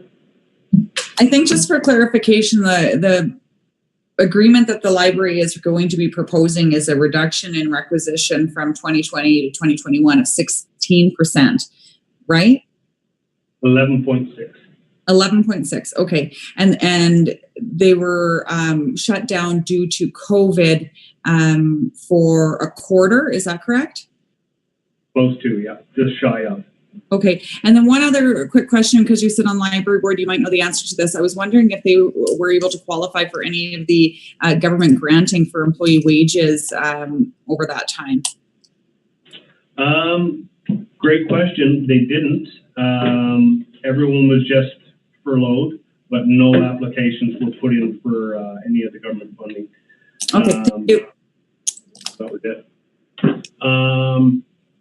We should hold off until their requisition. Yeah, I know. That's what I mean. Like we have them presenting annually every year in December. So they'll be in front of us in 2 weeks, give or take a day. For me, I'd like to put this one off and then have the discussion with them first and see what actions and what initiatives they're taking. I know there's a reduction in uptake at the library right now, so that's going to have an impact as well. So there's a lot of moving parts in the library, so I'd love to have that conversation and then look at that number at that time, if that's okay with council. Waring? Sorry, buddy. Yeah, it's okay. So if I understand what the guys who know what happens in the library are saying, there's a possibility that this year's, the 2021 budget's going to be likely 10% lower than the 2020 budget. Then this 10% reduction, is this on top of that, or is this is on top of the 10%? So we're looking for actually a 20% reduction on the 2020 budget for the library? So the library reduced, they carried all their surplus into this budget and added it to the revenue stream, which is why we see an 11.6 reduction. Okay. Then this is a further request to basically say, use your reserves to the library. We're not going to give that extra 10. Use your reserves or make do is basically what that is. So that's why I'd like to have. I still don't get it. So the budget of 2020, X dollars. At the end of the year, they were 10% roughly under that budget. Correct. But they've been given the money. So that money that they've been given, we're asking them to use that money towards the 2021 budget. Understand that. And then we want them to reduce on top of that by another 10%. That's the suggestion. Yes. Okay. I just want to be sure I understand what we're doing, because you guys are in the library, you know what's going on. Nope, that's exactly it. So, there you go. Okay.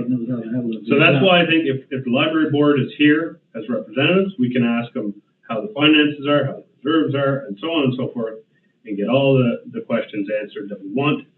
And then we can have perfect clarity on making a decision whether we go this way or not. So defer the library budget requisition of 10% until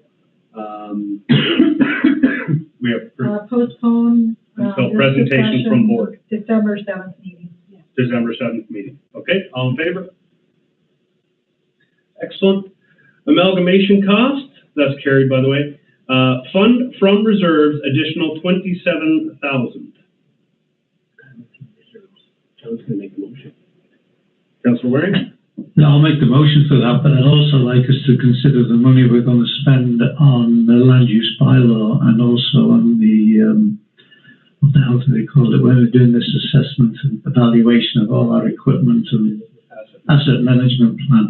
I think all the costs relating to that, to the land use bylaw, and this should all come from reserves and not be in the operating budget because they're one-off costs. So we'll hit those ones on the line items after, but right now, if I can get a amalgamation. I'll give you the amalgamation one right now. Okay. So, to fund the, fund from reserves, the additional 27,000 required for the amalgamation costs. I think this one's pretty straightforward, right? We're gonna need it, so all in favor? And that's carried. Next slide, please. Okay, there we go. Roads, elimination of roads position, that one's been spoken to. So do we need to support that? I don't think we do. It's there. Well, we'll just support it because, so Councillor Gordon gives that motion to support the elimination of roads position. Wilkie has comment.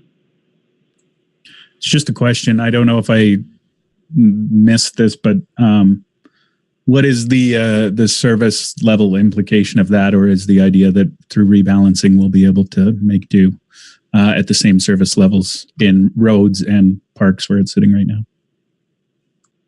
How about rebalancing? Sure, go ahead, Wayne. If you remember, we've still got, I think it's half a bin man who's not running the garbage anymore. It's now like a 50% position, and I think Mark's still 100% employed. So maybe I'm thinking administration has some sort of a plan to move somebody in the roads department to help out in the parks department when necessary. But I'm sure we'll get the full details. And personally, I quite support the idea. Yeah, no, I like the idea. I just, yeah, as long as there's any service level implication, as long as that's made clear. That's all. Okay, one second, guys. Sorry, I lost you here. I do have a question on that. Okay, Councillor Gordon. So the question I have on that is this 65,000 reflective of a salary or the entire benefit package, total compensation? That is the total compensation. 1, 4, 3. For some reason, I'm kicked out here. Oh, hold on. Maybe it's not. 1 sec. Here, right there. Okay. Sorry. Okay, can you ask that question again? Yeah, so Ms. Middleton answered that question. This is reflective of the total compensation. I was just wondering if it was only reflective of the salary. Okay. All right. So, have we voted on the elimination of roads position? Not yet. Not yet. Motion on any further comment on that one? Diana, your camera's not there. There she is. There. Okay, Rab, go ahead. Yeah, we always ask our administration to look for as many efficiencies as they can with respect to staffing because it is a big cost. So the CEO made that decision. So, you know, obviously, if we say that we support it, we're supporting our CEO. He's the person in charge of these kind of personnel decisions. It's not our thing to say. So, of course, I support this. Okay, thank you. That being said, all in favor? That's carried. Thank you. Sunset debenture cost of $1 million. So, can you explain that one? Yes. So to address the debenture cost through the mayor, I need to go back and I need to look at this. Partially because I received updated numbers from our project manager on Friday. So the cost of this project is going to go up by $380,000. So I have some scenario analysis, one slide of which Cindy, Councillor Holiday has addressed, and the amount is not correct. We need to go and look at the scenarios, I'm thinking, before we actually determine the path down for this and how we want to debenture it, especially now that we have $380,000 of additional costs that I just received the information on Friday. So I would like to ask council if I can take this back away and bring it back to the Finance Advisory Committee in the end of November, because this is going to require some additional work. Okay, Councillor Wilkie? I just wanted to clarify that's $380,000 on top of what was reflected in our capital budget already. Is that correct?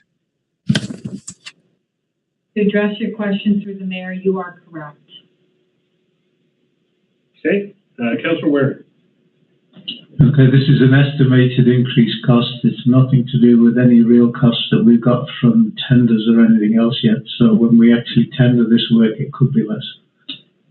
Well, so to address your question through the mayor, so part of the increase is due to some requirements by Alberta Transport on how the road is going to be constructed. Because it is considered a highway, they have made quite a strong request that it has to be of that standard.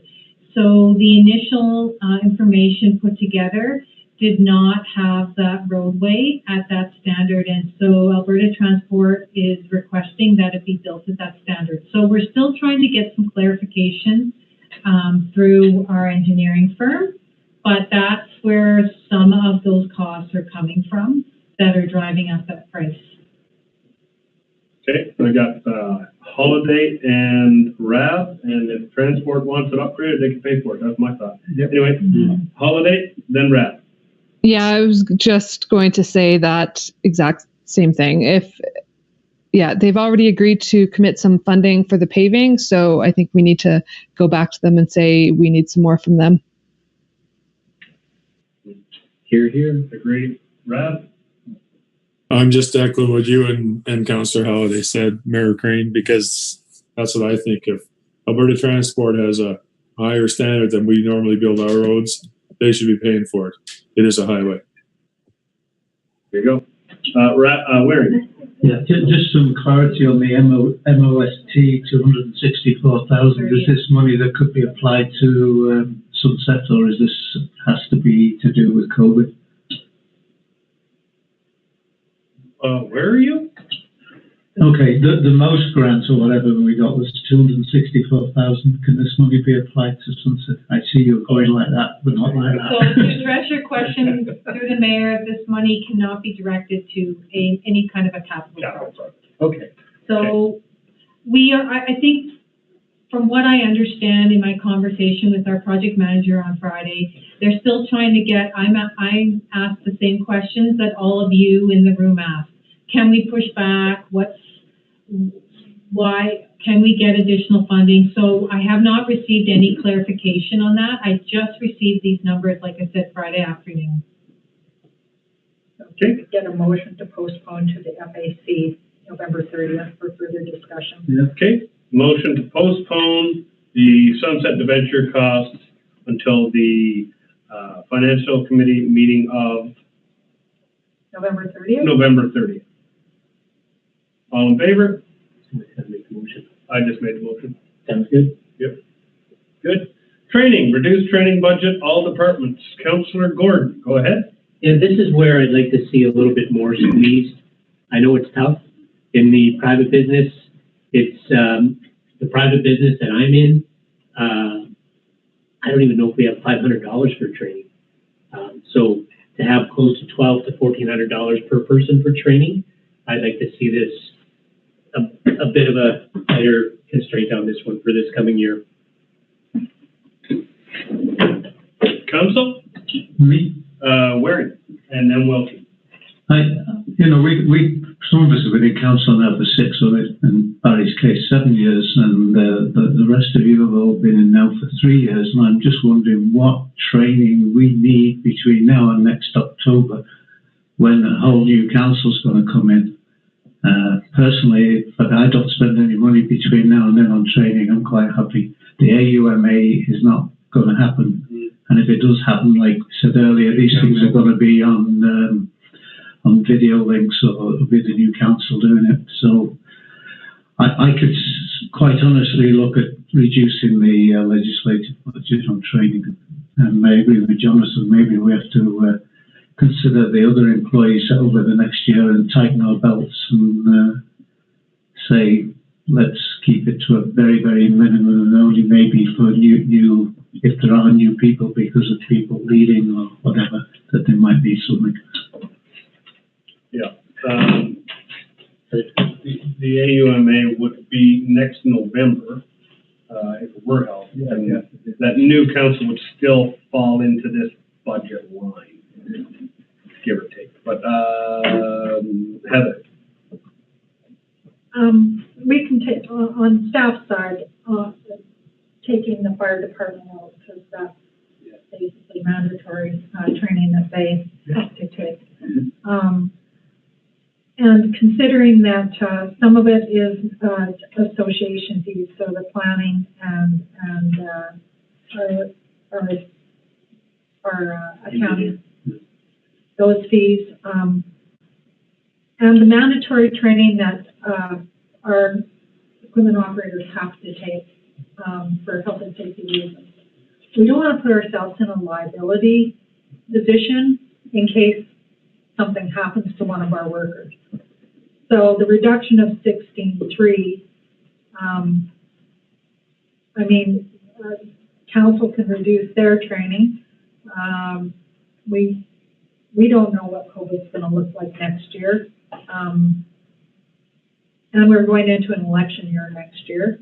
So that would be totally up to council. I just am a little wary about, we can't do anything about the fire department's training. We've got to be cautious when it comes to our workers that are running equipment, et cetera, because of WCB and liability issues. On the straight admin side, we could look at further reduction there and tighten our belts.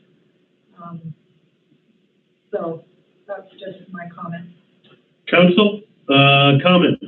We've already reduced our legislative by 25, and we included training cuts in that one. But Wilkie, I see you're up, and then I see Hamilton, and then Rob. Okay, so we got Wilkie, Hamilton, then Rob. Yeah, I was just, I was going to propose, I mean, from my perspective, it could be elimination of council training conference budget, I think. And I would say on the administrative side of things, at least for this year, I tend to think anything that's not either operationally required or related to safety and the ability to get the job done, I guess. I would be interested if there's more that can be found on the administration side of things. But I'm the newest guy, and I would be comfortable getting through the next year, I think, without any training or conference budget. So. Okay, Hamilton? I agree with the previous counselor, so I won't reiterate what they had to say, but I do think that Heather brings up a very good point about a new council and potential for training for that council when they come on, or counselors that are new. So I think we should keep that in mind to allow some in there. But other than that, I agree that I would feel comfortable not having any training funds allotted to myself for the next year. And I think that anything that has to do with administration that is not essential, maybe we can look into reducing that as well. I think anywhere we can find $10, $15, $5,000 is really going to help us out this year. Okay, Brad, thank you. Thank you. Again, echoing some of the comments, but also I think training is important. If we ask our staff to do lots of things, if we ask the staff to do the things we expect them to do, we need to have well-trained staff. So I don't think I'm the one to judge what the staff needs or doesn't need. The fact it's on here as a method of cost savings would tell me that the staff is also cognizant of the fact they don't want to spend money unless it's necessary for their training. So I'm fine with cutting our training back a bit more, but for staff, I think you need to have some there for good training so you have a good staff. We ask a lot of them, we expect a lot, so that's the way to make it happen. Okay, thank you. Just a question for Ms. Thompson. So in this, when I look at this, I see we were at 106 and we reduced it to a 94. That includes all of council, fire hall, and administration. That's everybody in the organization covered under training, correct? That is correct. Okay. Here would be my proposal, guys. It's 30 people. I would say, the 30,000, we take our fire and we cover fire 100%. That's done. That's dedicated 30,000. And then we cut the 60 in half, and the CAO can allocate training as he sees fit with the $30,000 kitty, essentially. So we would make it a $60,000 training budget, 30,000 automatically to the fire, and the other 30 is as the CAO deems appropriate. That's council included and everybody else that he takes care of. Thoughts? Wary? Yeah, currently, if you take the list of full-time employees that's on the plan, and you add 7 members of council to that, you've got, say, 30 people. It works out about $2,700 per person per year on the current amount. Yeah. It's cut in half. That's what we've got now. Yeah. So this way, it's basically 1,000 per, but fire is covered. Do we know what the fire one is? 31,000. 31,000. So, So 30. Yeah, I see where you're coming from. so just to address your question regarding fire, so I did get some response back from the fire services group about the training budget. And the thing with allocating, and when we say we have this many staff and we're allocating them $2,700 per staff member, well, we have a number of volunteer firefighters that require training in order to maintain their capabilities to be volunteer firefighters. So this year we lost 5 members, and 3 of those members are 8 years, plus senior members with skills that are hard to replace. To onboard a recruit to the point they are moderately effective at basic responses is at least 1 year and about $1,500. To bring some of our 5-year members up to the point that they are trained in high-level response, such as hazmat and advanced medical, tender and engine operation, and officer responsibilities adds considerable dollars to our training budget. Maintaining advanced medical response and safety codes requires annual dues of approximately $4,000. So those are just some of the costs for training for our volunteer firefighters. So when we look at employees as a group, in our employee FTE count, that does not include our volunteer firefighters in there.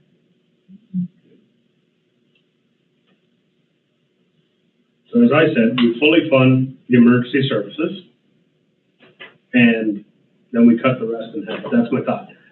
We are going to recess here shortly. I'm going to go to Wilkie. So once we finish this item, we're going to take a quick 5-minute recess. Wilkie, go ahead. Yeah, I was just going to say, Barry, in theory, I'm supportive of what you're saying. The only issue I have with that approach is that I don't know what's operationally required and not required. So to set $30,000, my concern would be that we are potentially creating issues along those lines. So I would be more comfortable setting it as anything that's not required for current operations or health and safety, or we can kind of massage it that way, but that would be the thinking. So that doesn't give us a number, though. Yeah, okay, yeah, they can come back with that number, sure. Okay, all right, let's do it that way then. Okay, so Waring, you gonna make that into a motion? Yep. Waring's gonna make that into a motion. So that motion is going to be to fully fund the emergency services and to bring back a revised training budget budget, of the remaining employees, council including included. council. Yeah. Based And on, emergency services would include our peace officers. Yeah. Yes. if it's required. Yeah, they've got like 4,000 that's required. Bring back. And to follow on that, Wilkie, Just required. I like how Wilkie always references those surveys. It was very clear that emergency services, number one. And I've always agreed, you don't mess with those guys. You want those guys nice and happy and well trained. So, Because if you got a pacemaker, for example, and someone shows up at your door, I mean, you want that guy to be able to carry you out on a nice stretcher. That's for that. Okay, so I'm gonna vote on that.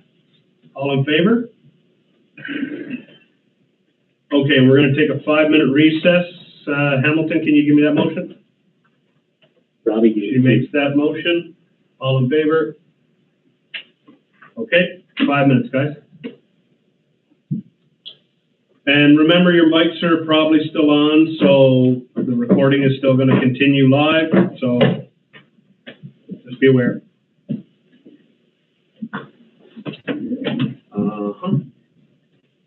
Well, we're on page 2, okay? It's a hard thing. We're doing good. Yeah, but the cool, we're putting the card there, but also, because we're going to do it all again when we go through the list. Yep. Are you shut down? Me? Just a camera, probably. Yeah, just this, no, everybody else has got cameras Can you now. mute that for you?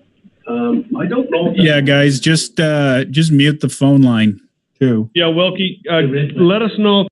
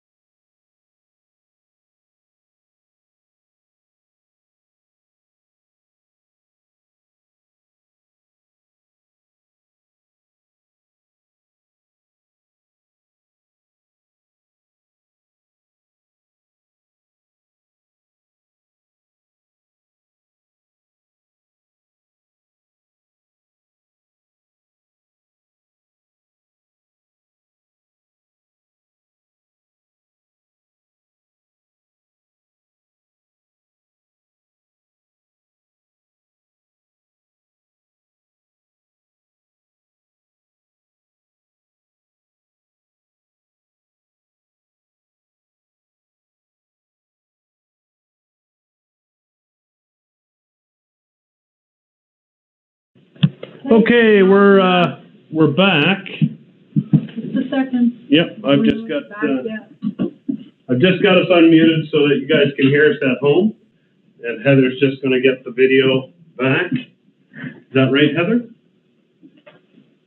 We just mute. 1 second. Yes, I'm just gonna. Like that. Because we're here for 10. Or you're no friends of mine. You can budget if you want We're to. We're back. Did you take this off on mute? That's unmuted, yeah. Okay. We're green light, where to go. Live Okay, streaming again. we're live streaming again. So back in front of the camera, here we go. Okay, I've got 1, 2, 3, 4. I've got all council back. All right. Good. Okay, guys, we're going to reconvene at 8:44. Thanks for allowing me to take that little recess there. Okay, last two on this list. Planning is a reduction of 16,000. I'll ask Ms. Middleton to give a brief explanation. Fairly straightforward on this one, I think. Yeah, so to address your question, so this was a cost that was originally intended to be out of the budget, but it didn't get taken out, so now we're just removing it, and that really eliminates any extra projects that are going to be going on. Essentially, with amalgamation, we've just pushed everything back because there is not a necessity to do some of these things at this time. So some of this, I believe, was ICF, which is the Intermunicipal Collaboration Framework work, which we have an exemption from now because we're doing the amalgamation talks. So that's where some of that fund money comes from. So 16,000. So we can get a little more detailed breakdown of that when it comes back. So all in favor of the 16,000 reduction in planning costs? Cindy, comment or voting yes? Just voting yes? Okay, all in favor? That's carried. So we'll get a breakdown for the finance committee to see where that 16 is from. So Yeah, I go just ahead. want clarification for my point. You bet. This is our recommendation to amend to clarify a budget presentation to our finance committee, which will then come back to us. Yep. So at the end of this, we could still give further direction. Yep. Like from an overall perspective. Yep. Okay, good. They're going to look at the fine numbers and say, Because these are areas we've identified, but at the end of the day, we could say and or plus. yes. Yeah. Gotcha. So, and the nice thing about this is that it's a sober second reflection, I guess. Yeah. So, for example, the pool. We leave this meeting, this is an open meeting. We get a lot of blowback.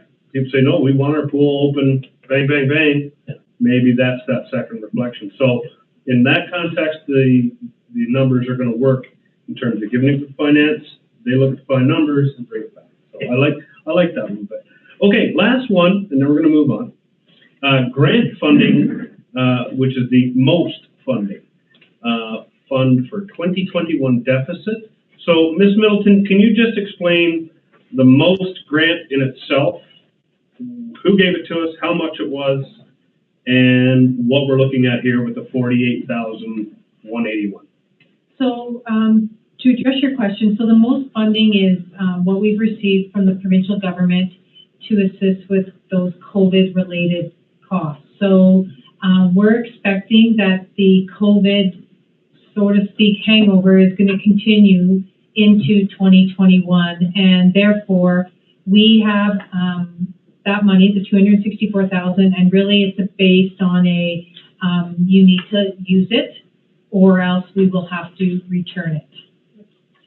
So with respect to that, we know that there are things that are going to happen early into 2021 that are going to impact us, and they are a direct result of what has happened during this pandemic.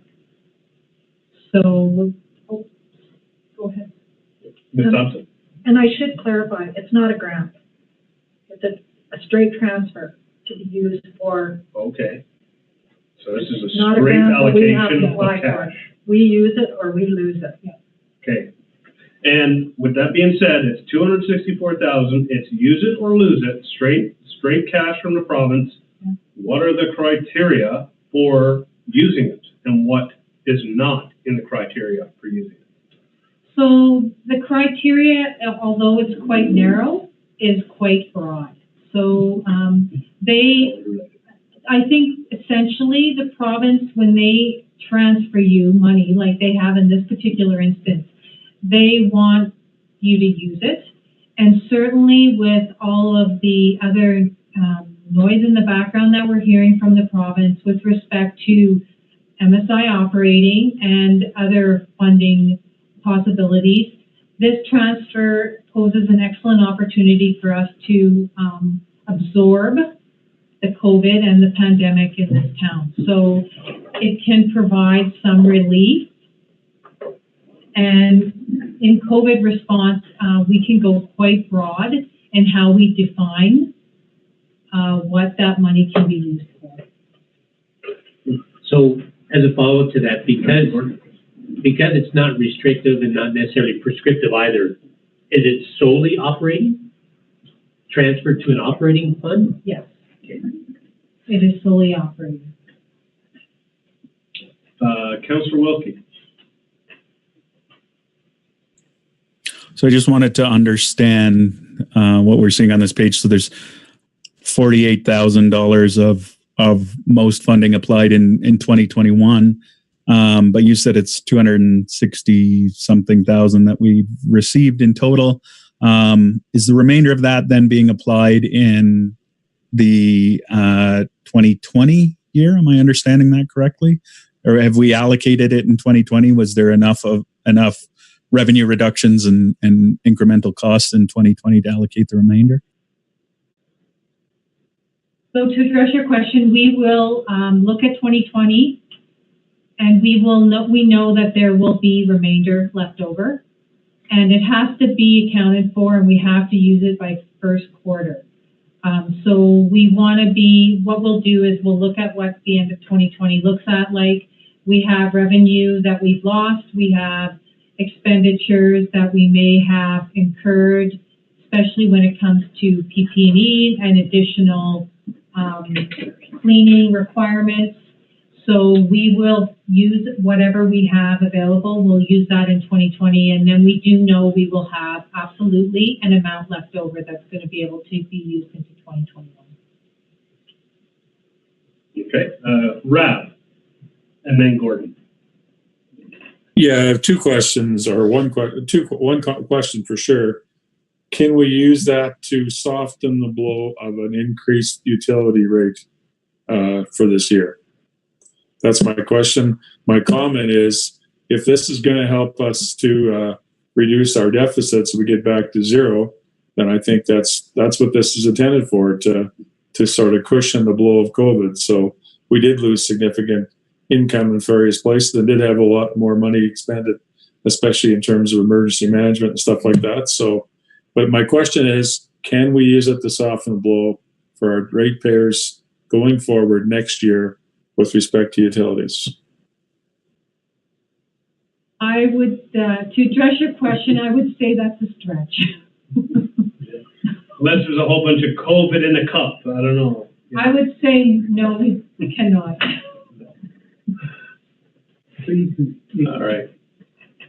I think the most important thing with the most is that because the scope is broad, we have to be very creative in how we allocate it and justify it. So there's ways around that for sure. Lana? Nope, you're good. Okay. Your little green hand is up. Oh, your digital hand is up. Okay, there you go. All right, sounds good. So we will move this one forward. I did have a question on Councillor Gordon, go ahead. So just help me out as we're thinking this. When we had the first look, we were close to a 320,000 deficit, correct? Now we're trying to bring it down. Entering this presentation, we had 115,000 deficit. So I'm a little bit lost as to where that 200,000 went, because I did miss a meeting and I didn't get that update as to where the 200,000 was found. So now we're looking through this presentation for the final 115,000 to make up our close to 320. So where's that 200,000? Where were those savings found So between draft 1 and draft 2? I'm just trying to do mental calculation in my mind. So to address your question, so we had a salary freeze, which took out any salary increases, and I think that was about 45,000. Yeah. We took out $40,000 for some asphalt work. We took out some landscaping and tree pruning for 5,000, so that gets us to 90. We had an adjustment in the library requisition because it declined, and that ended up being about 13,000. We had a decrease in the garbage.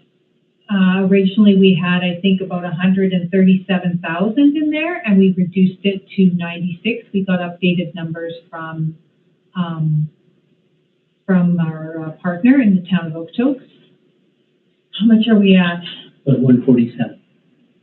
Corinne, when we go through the business plan, that will come to light, won't it? Well, not between the versions, because we took back a different version in the beginning of November. I can get back to you with the full details, but those are the key significant amounts that we took out. So there's a little bit left over. I'll have to get you that. I can get you that information. Thank you. Wilkie.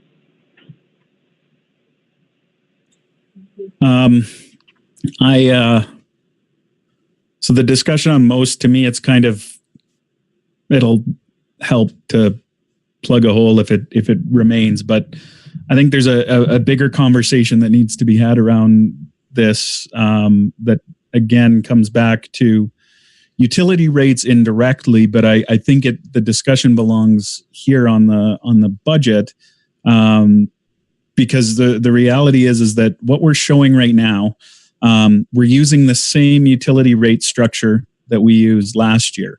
And we were initially told that utility rate structure was going to be $475,000 going into reserves.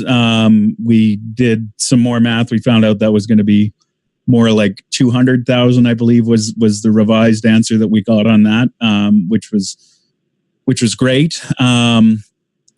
And now we are down to a reserves transfer of $33,000. So in my mind, there is another $200,000 of incremental expense that's now chewing up our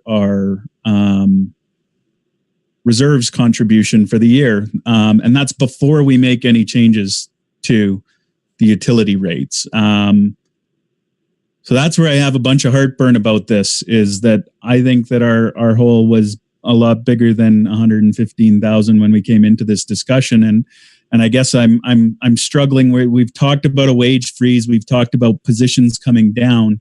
So I'm struggling at a very high level to understand where that incremental cost in the structure has come from. And that's where I'm at right now is if our wages are frozen, if our salary counts are down, where is additional cost coming from versus what we approved in 2020? And I know that may not be a question that you have on the tip of your finger, but I think it's a question that I need an answer to before I can get really comfortable with this. Because in my mind, the starting point for this year's budget should have been the 2020 budget and basically frozen. If I'm thinking about how things should move, right? If we're frozen on salaries, if we're down on position counts, I don't know what our incremental costs are. And I guess I need a little more clarity on that. But we need to have that discussion about what we're doing on the reserve side of things, because even with our revised down numbers last year, it was supposed to be $200,000.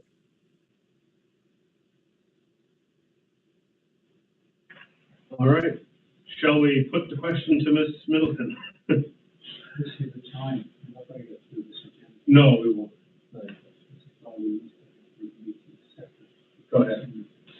address your question, when you talk about the reserves, specifically around the water utility, that I think is where you're seeing the gap, for sure is where the gap is. So when you look at 2020 in the budget and we state we're going to be putting $200,000 into reserves for the water utility, there may be a portion that goes into the reserves, but when I take you through the utility rate component of it, I think it'll become quite clear on the 475 versus the not 475. So okay, we can park it till then. Let's have the utilities discussion first. That's fine. Okay. Yep. Okay. So, simple grant most funding for 48,000. Lena, you just covering the screen for fun? Okay. I'm still kind of confused on something. Okay, go ahead, Councilor Gordon. So we still have this screen up here, and please forgive me, I'm stuck. We have the elimination of the roads position, because there's a vacant position from just a few weeks back.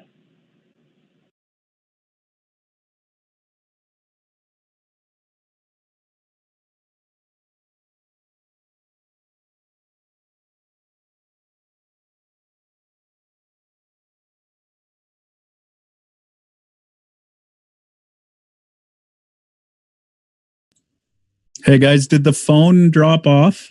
I think the phone might have timed out. I can't hear anything right now. You may have to redial it in.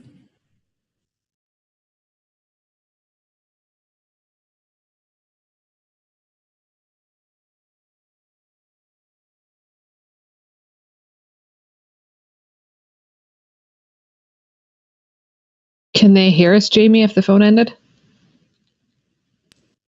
Probably not, but somebody should notice by now. Heather's working on it. Well, yeah, I guess they didn't hear me telling them what the problem is, though. So Barry turned his camera towards Heather, who was dialing the phone back in again. Okay.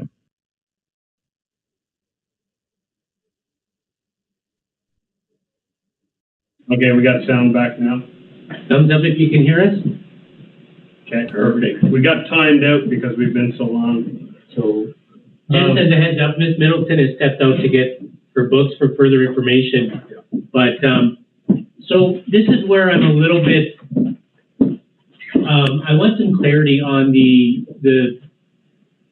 roads and the elimination of this position, because if we look at it from overall perspective, we contracted our garbage services, which for the time being has allowed for the continuation of a position. Then we have a vacant position that we're determining not to fill, when we really should be looking at the elimination of 2 positions because of those 2 decisions. So I'm just wondering if that should, it might not be for us to discuss now, but I wonder if that's, am I on the wrong track? Because that's to me what it seems like it should be. Okay, is that a question for Ms. Middleton? Or Ms. Thompson, Go ahead. Yeah, the roads position has been eliminated. However, the position that you're speaking to, that individual has been doing our meter audit, going door to door doing, so he's been busy, he's been working. So this will roll over to parks.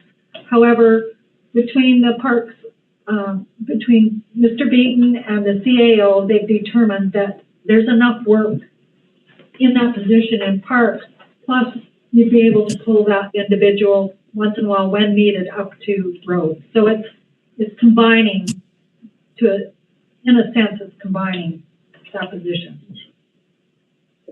Spread it out. Councilor Waring. Okay, when we went into business with Okotoks regarding garbage removal. We had a guy that was working, I think, 2 days a week on garbage removal.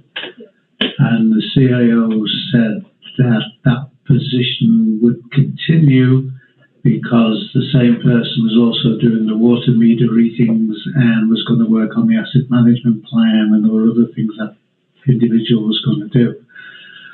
So if we move to completely to the Okotoks solid waste removal, then I was assuming, rightly or wrongly, that this person would be the person that would be fulfilling the gap in Parks and Rec and still doing the meter reading and the things he was doing as well. So is that correct? Or? Well, Thompson. That would be between the manager and the CAO determining what roles that position will fill. They've discussed that. So what is put forward here is the elimination of one position. The job would be fulfilled by that individual that was working 2 days a week doing garbage. I can see the logic there, that you would just lose one position.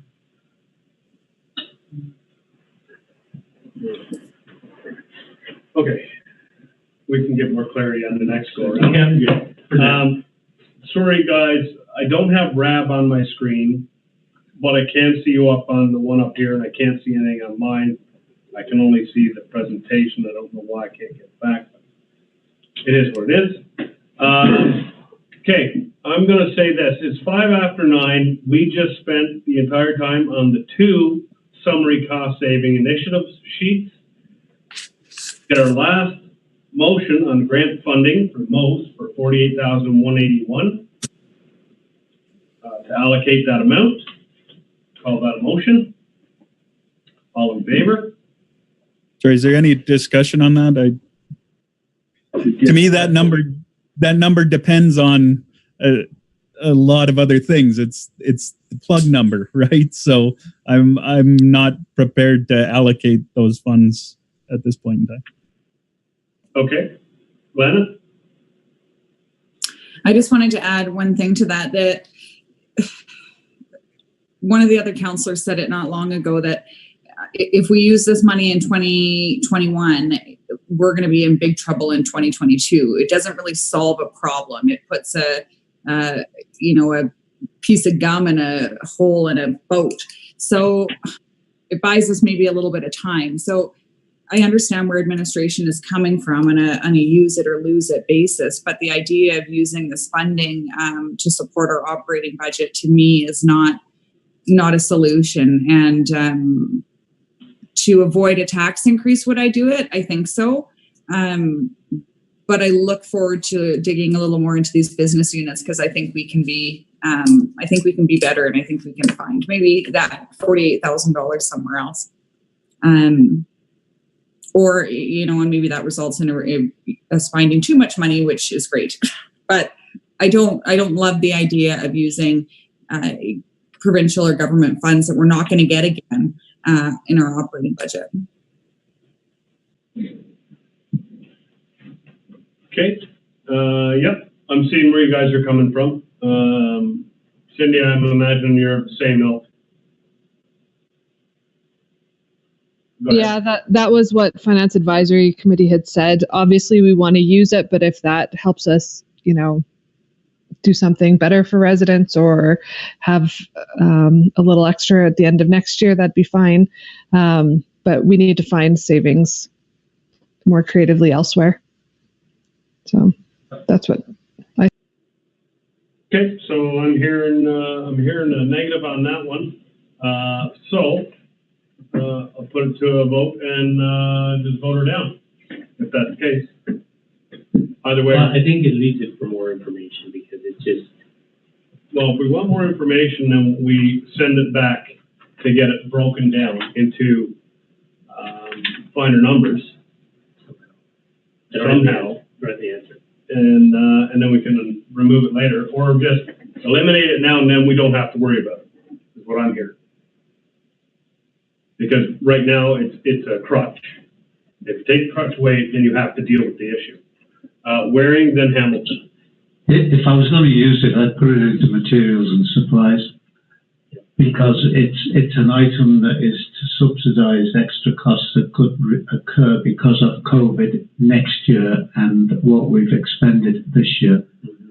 So rather than throw it as a lump sum number against a deduction in property tax, put it against an actual cost item, which gives you the same result, but it's identified. Yeah, but no, whatever, you know, extra coveralls, safety gear, masks, cleaning materials, all this type of stuff. I can happily see it go into that to reduce that amount.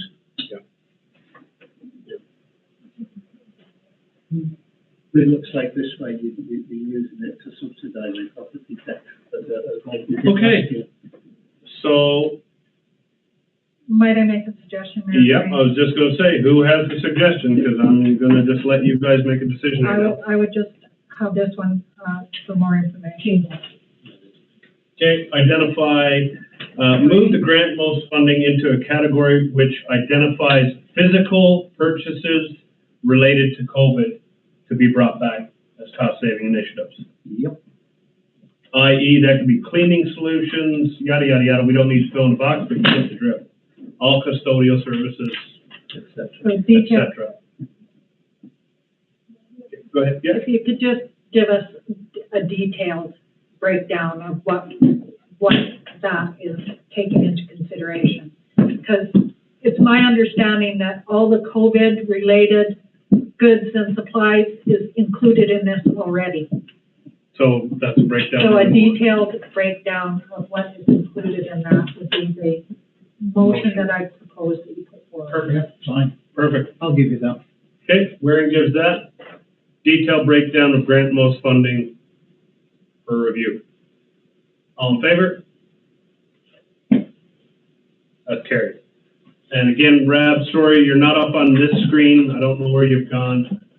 Can He's we, waving his hand like crazy. I know, I can't see him at all. Like, he's not on any screen.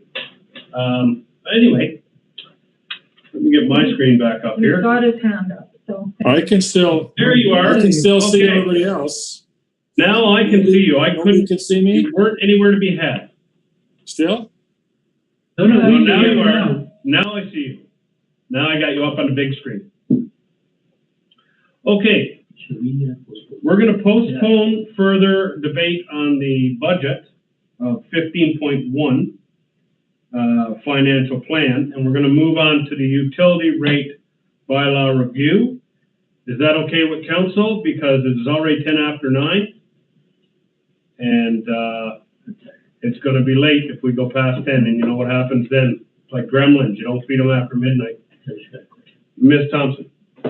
Mayor Crane, I might suggest that if you're going to postpone this, the review of the 2021 financial plan, the details, department details, that you call a special meeting prior to the FAC, which is being held on November the 30th to do the review of the 2021 financial plan. Yeah.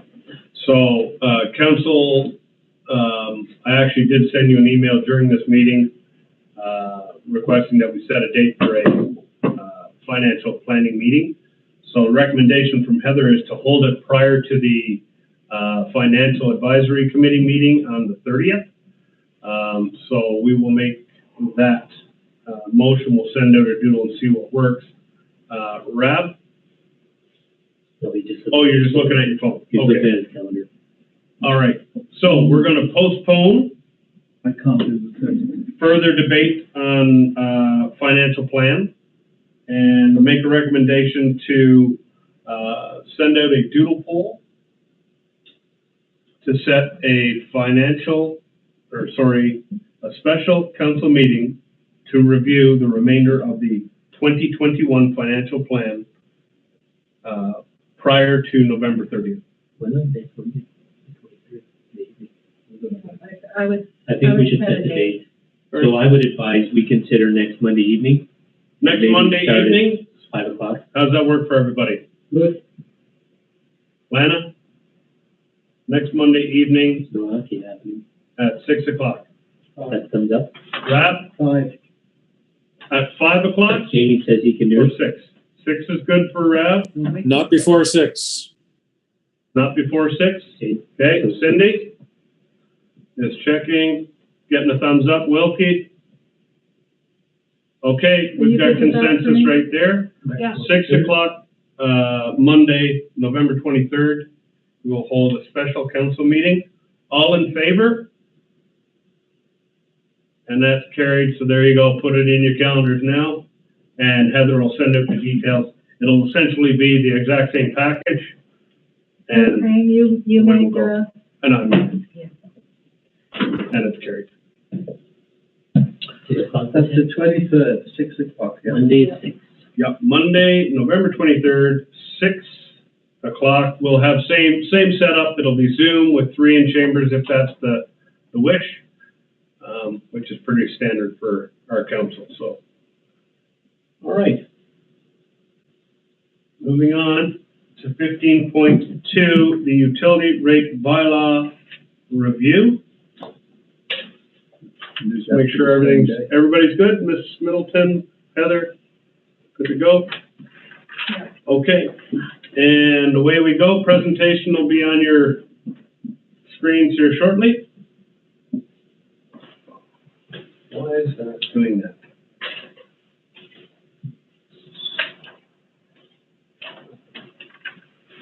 Okay, Ms. Middleton, you can begin.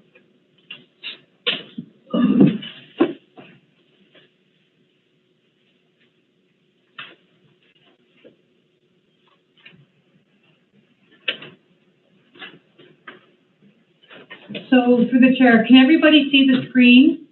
Everyone can see the presentation? Okay. So I'm going to take you through just the questions that were asked of administration at the last council meeting. And I have some information that will hopefully assist us as we go forward. So at the November 2nd regular meeting of council, the following clarification on the information presented was requested. So a request for a breakdown of users' consumption in all 3 tiers, question regarding duplication of funds going into reserves, clarification on the difference between utility stabilization reserve and the utility reserve fund. So this is a breakdown of volumes. So this represents our 2020 volumes. So as you can see, this is the revenue breakdown is below, and it represents 64% at the lowest tier, 18% at the second tier, 6% at the highest tier, and then 12% on commercial. And then on the sewer side, the numbers are of course the same, and it has the breakdown as well. So those are the breakdowns that we have for 2020 based on, and of course this is the first year of the bylaw, so it's the only information that we have to compare on, but this is the information that we have compiled.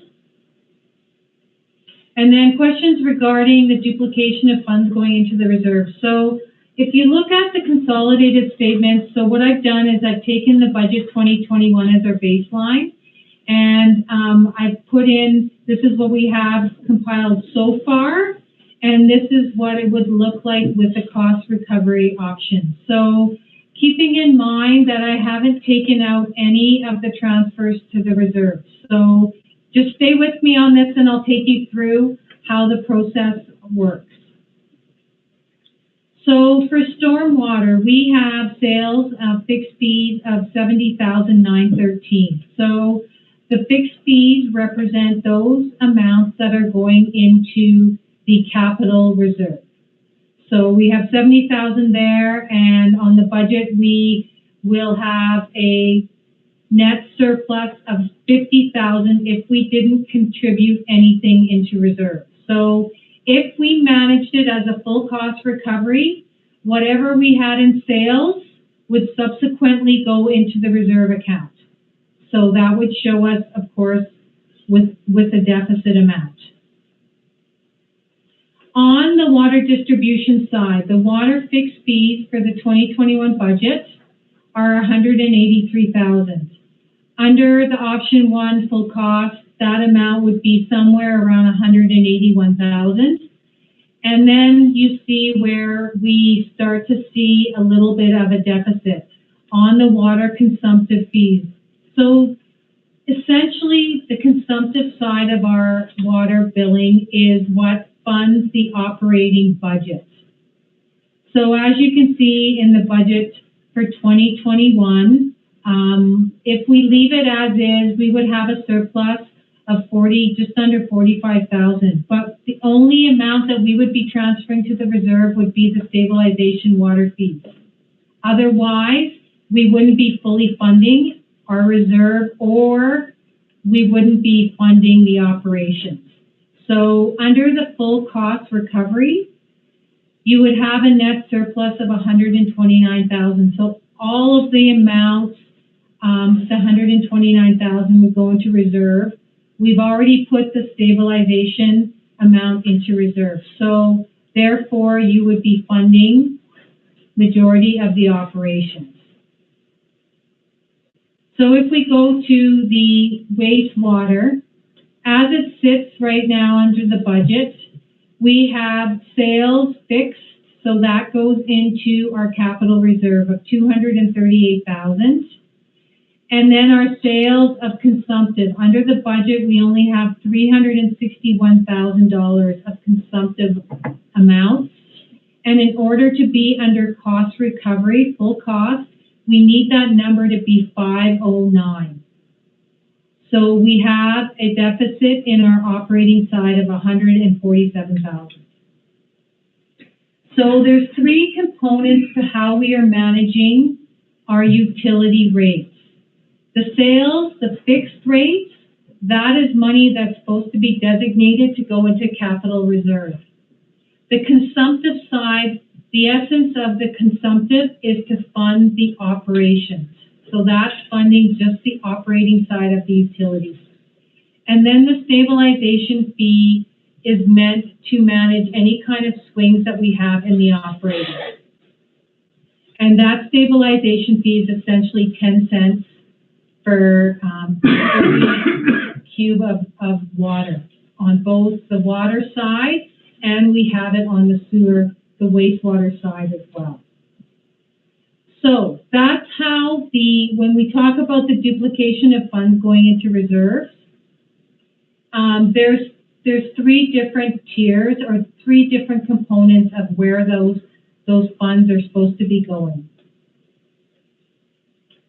So there was also some questions about analytics of the impact between the different tiers for water. So if you're using 20 cubes, your overall rate increase variance using option 2 full cost recovery is $30 every billing cycle. If you're using 35 cubes, absolutely, your amount that you're going to pay is going to go up, and that variance is $52 every billing cycle, which is annually $312.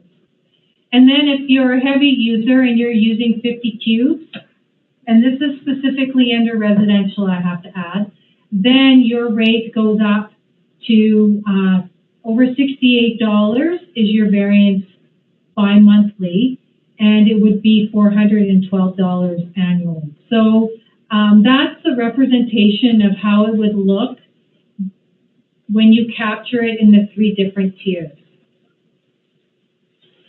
So clarification on the difference between the utility stabilization reserve and the utility reserve fund. So we have currently three funds. We have the stabilization reserve fund, and that fund is generated by an additional consumption charge, which at council's direction can be used towards emergency repairs replacements or to offset unanticipated charges from SHRUP. So that stabilization reserve fund is the 10 cents that we currently charge on residents' bills. The Utility Capital Reserve Fund means a reserve account which funds capital replacement of water, wastewater, or stormwater capital assets. All interest earned on this account is credited to this account. So the fixed rate is the $69.51. And this is where we had a disconnect when this was initially presented in 2019, because that full $29.51 wasn't going to be going to a reserve account, because we were already charging residents $66. So encompassing the whole $69.51 adds up to about $475,000. But we only saw an incremental increase of $3.91. So that's where the disconnect lies when we presented these rates last year. So then on the consumptive side, the idea is that if you manage the system so it's full cost recovery, it has to capture all of the costs of the utility. Currently, how we managed it is we were only charging on the for SHRUC on the water side, which only represents a portion of all the 2020 costs. And on the wastewater side, we were only capturing the cost from West End. Once again, it did not capture 100% of all of the costs to the utility. So that's kind of how this is outlined. So when we went back and when I looked at the breakdown, initially the breakdown was looking more like 59%, and there was more 35 in the second tier and then 5 to 6% in the third tier. So there's a little bit of an alignment adjustment that also happened in 2020. So residents are conserving. So most of them, 64%, 65% are in the first tier. So that's a good news story in that they are conserving. So that would mean that their initial billings are declining somewhat to reflect that. So that's how the utility rates are structured. I don't know if that's answering the questions that are outstanding, but I can field questions. Okay. Wilkie, you can lead us off. Sure. So off the hop, just to clarify what's in the operating budget that we're looking at right now, budget 2021 in the operating budget assumes that we maintain the same rates year over year. Is that correct, Corinne? Yeah, so through the chair, that's correct. Okay. So under the budget 2021 that we've had in front of us tonight, if we were to hold rates flat, the utility system, water, sewer, storm combined, generates a surplus of $94,000. So to me, that's money that needs to be going into reserves, I think. So that's, in my mind, another $100,000 roughly that we need to find in our operating budget. But setting aside the operating budget piece of this for a minute,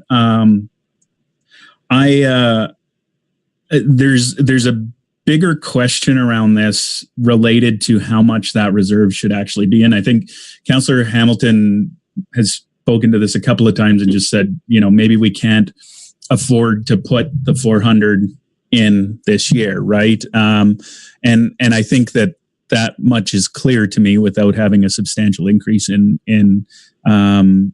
utility payments. But I think there's a broader question, which is, do we actually need to put that $475,000 away every year, taking away the issue of whether it's short-term or not? Because as I think more about this, ultimately, these types of costs are really what MSI is sort of designed to help fund at the end of the day, right? So when we set those when we set those reserves rates, right, we were setting it assuming that we were going to pay for it 100% out of the utility budget. So, I mean, in my mind, the question I would have is, am I thinking about that right? Do we actually need to reserve the full 475 every year in order to recapitalize our assets over, I think it was 30 years is what they were talking about doing? Or can a portion of that really be from MSI funding? And that may solve a portion of our problem here.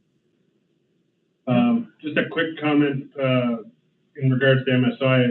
We received a letter that made it clear that MSI is on a last leg initiative. So in a long-term game, we can't rely on that as a definitive 100%er. Traditionally, the name will change, it'll become something else, but it's been made clear in a letter from the minister about a month ago I received, which was circulated to council, that MSI, use your money now, was the statement, pretty clear and definitive. So yeah, and I mean, I think there's been arguments about it being reduced, but I don't know how you take that to zero. You think about the MSI funding that goes into communities in this town.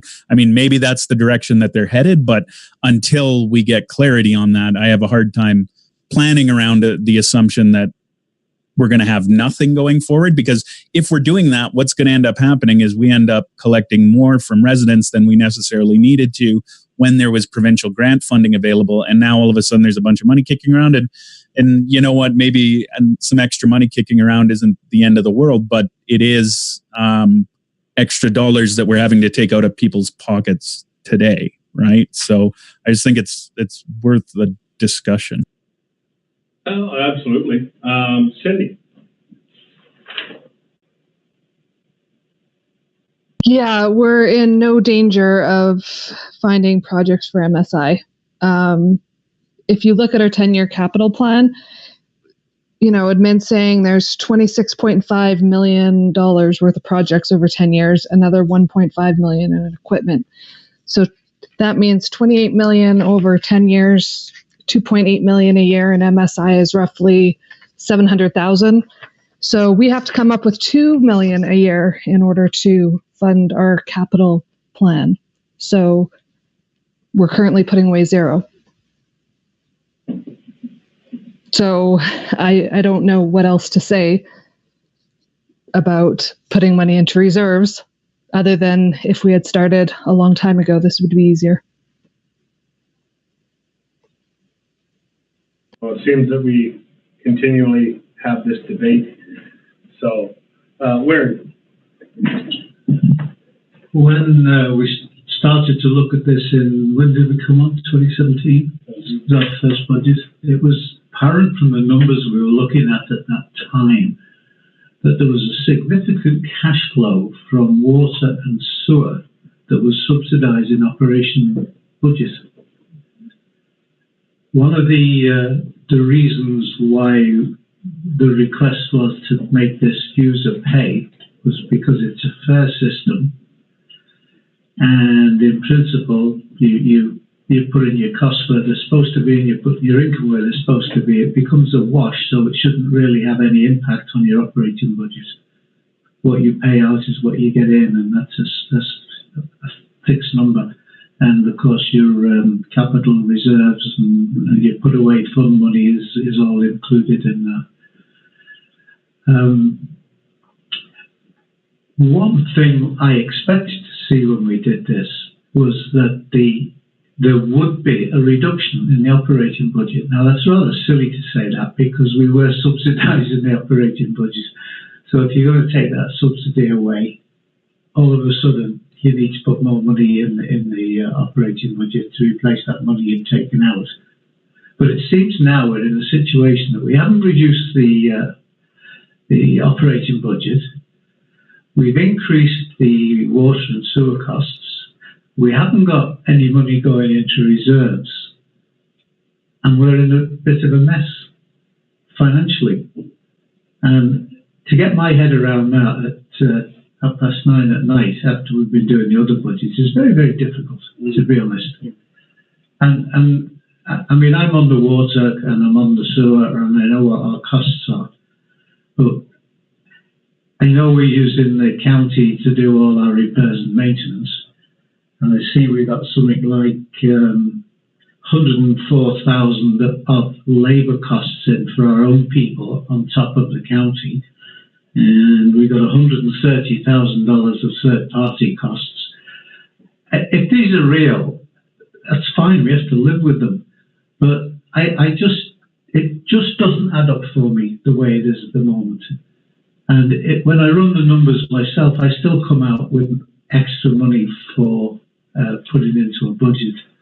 So I don't want to make any rush decisions tonight on this. I just need to feel that there has to be enough clarity so that when the residents get their water and sewer bills at the end of each 2-month period, that they're happy that they know where the money's going and what it's being used for, and everything is 100% correct. I agree. Can I address that question, please? Yes, you can, and then we're gonna go to Hamilton. Okay. Very good. Okay. Councillor Hamilton. Okay, so one of the questions I asked a couple of times at the last meeting, I think is addressed tonight. Now, the actual amount that we have going into reserves is about 33,000. Which we achieved by increasing the fixed rate. Is that correct? No. Okay, No. so can administration then tell me what the actual realized amount in revenue was from the 2020 fixed rate increase that we did in January? What was the amount of money that we increased in revenue from that increase to the taxpayer in January 2020? Good question. That's a fair question. So to address your question, so are you asking about the fixed rate? Yes, the fixed rate. So the fixed won't have changed here by much. These are basically the 2021 budget numbers. The fixed rates are basically similar to what our 2020 is going to come in at. So it's the 70,000, which is the stormwater, which is the 1005. Okay, so can you, because didn't we increase our ratepayers' bills by $30 per period with that rate review? What was the increase per year on that change? 6 per year, right here in the middle. Yeah, so the actual, in the fixed rates, we went from $66 to $69.51. 66 to 69.51. Yeah. So Lana, that was on the December 2nd, if I may, through the mayor. Mm-hmm. That was December 2nd when we looked at those numbers. There's a fixed fee of water, fixed fee for wastewater, fixed fee for stormwater. Yeah. A total increase worked out to $351 per billing cycle, or $2106 per year. We were looking at a 5.36% increase on average for the consumptive and fixed fee combined. So really what that ended up doing was $33,000 extra. So the whole question that we need to be, that I can't get my head around is, we knew there was a miscalculation that estimated a revenue increase of $417,000. When we searched those numbers again, we ended up looking at around 210. Because in my notes here, we were hoping to contribute to reserves, and I clarified this on December 2nd. We were hoping to contribute to reserves $33,242 into our stabilization fund and $476,282 into our utility reserve fund. Yeah. And we're not even in the ballpark. I don't even think we're in the same province. So to clarify your question, the 475 represented the entire 6951. It did not take into consideration the incremental, which was $3.91. And that, in all fairness, that was a concern we had around this council table on December 2nd. Because those of us who did quick math in our heads were like, these numbers aren't adding up. And administration was telling us, no, it does. And we were like, no, it doesn't.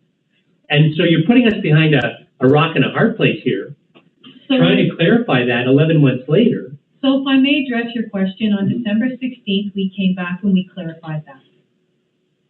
And it was clarified by council. I'm looking at those notes on December 16th, where we passed the utility rate review bylaw, and there was an increase of $21.66 per year per house. Per annum, yep. So, Lana, you had just a comment. You're good? Is that what? No, I'm not good. I've got some more questions. So, Yep. Okay. Good. Yep.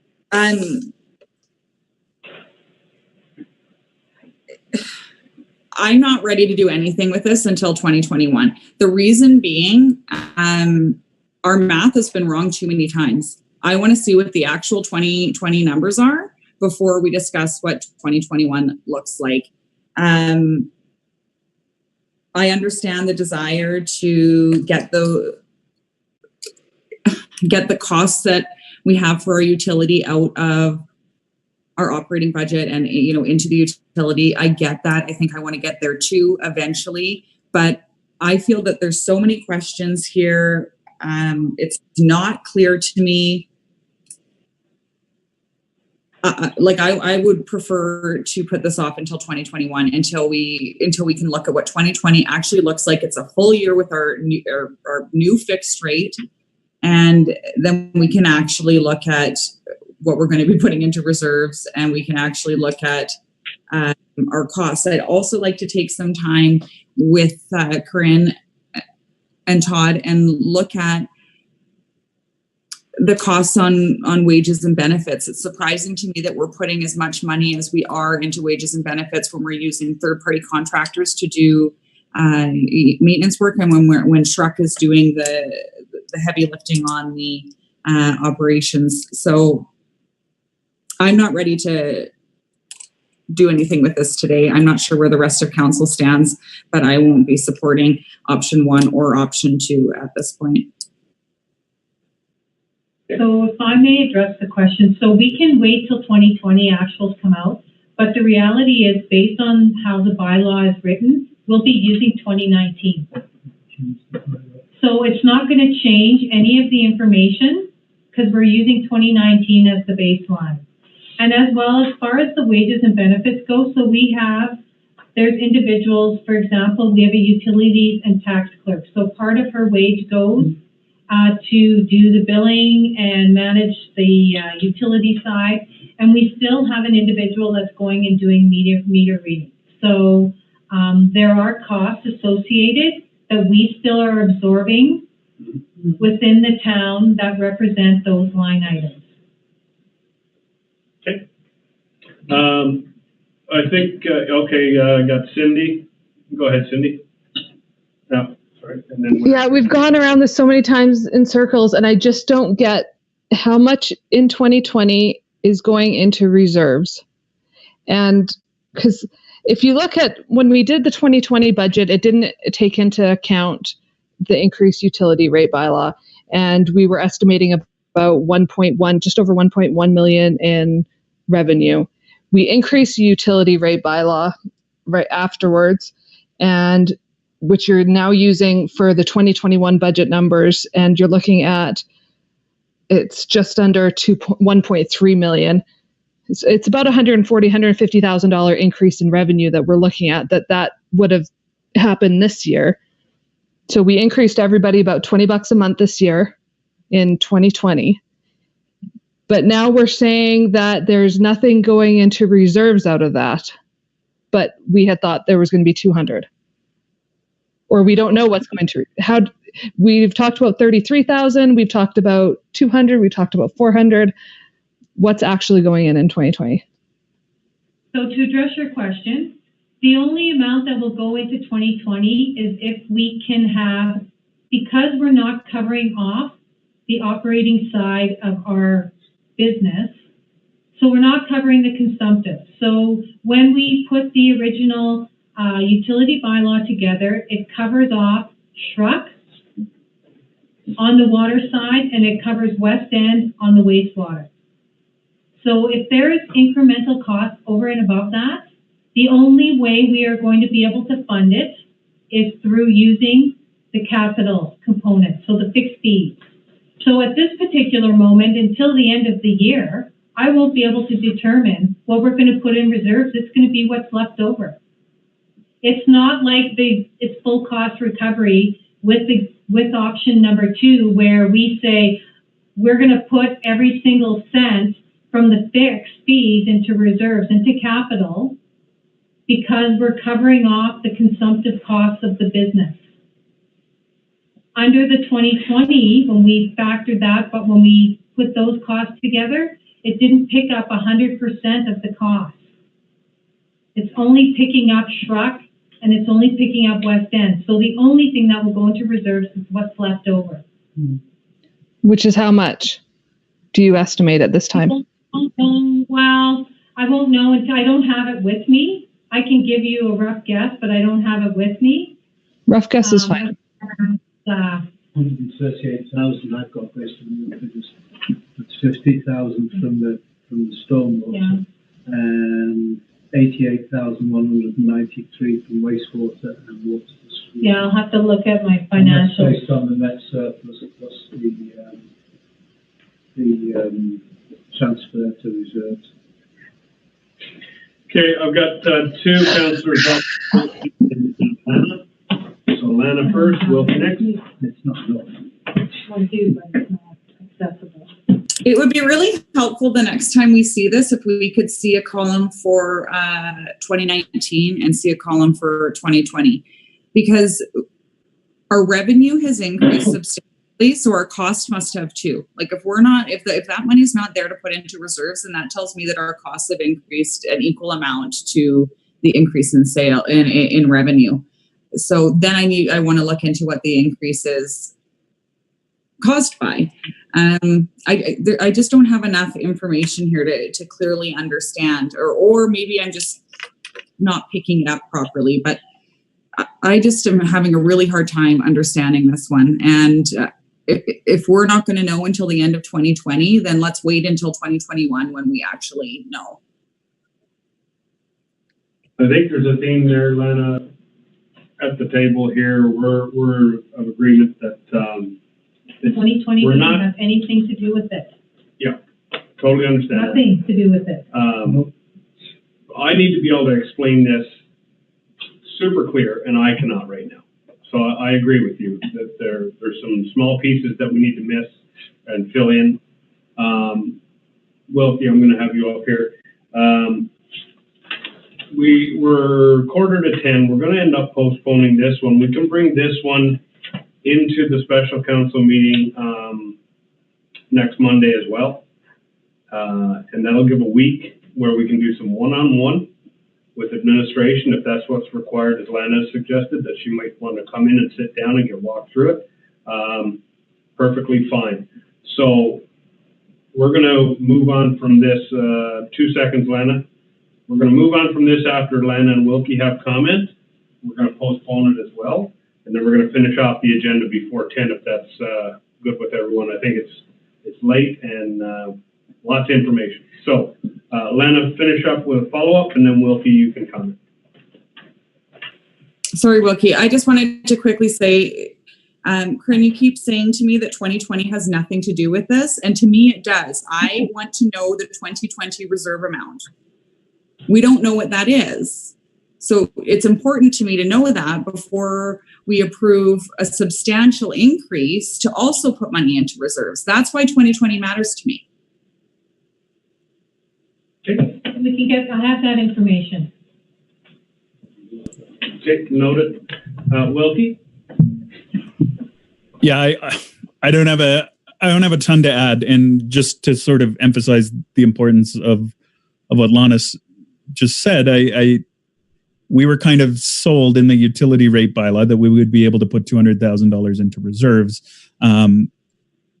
I need to know where that stands, and if it's nothing, that's a problem with, I think, the way the utility rate bylaw is set up, and we need to figure out what the problem is there. But we need to know how it's evolved. And so anyway, I won't dwell on it.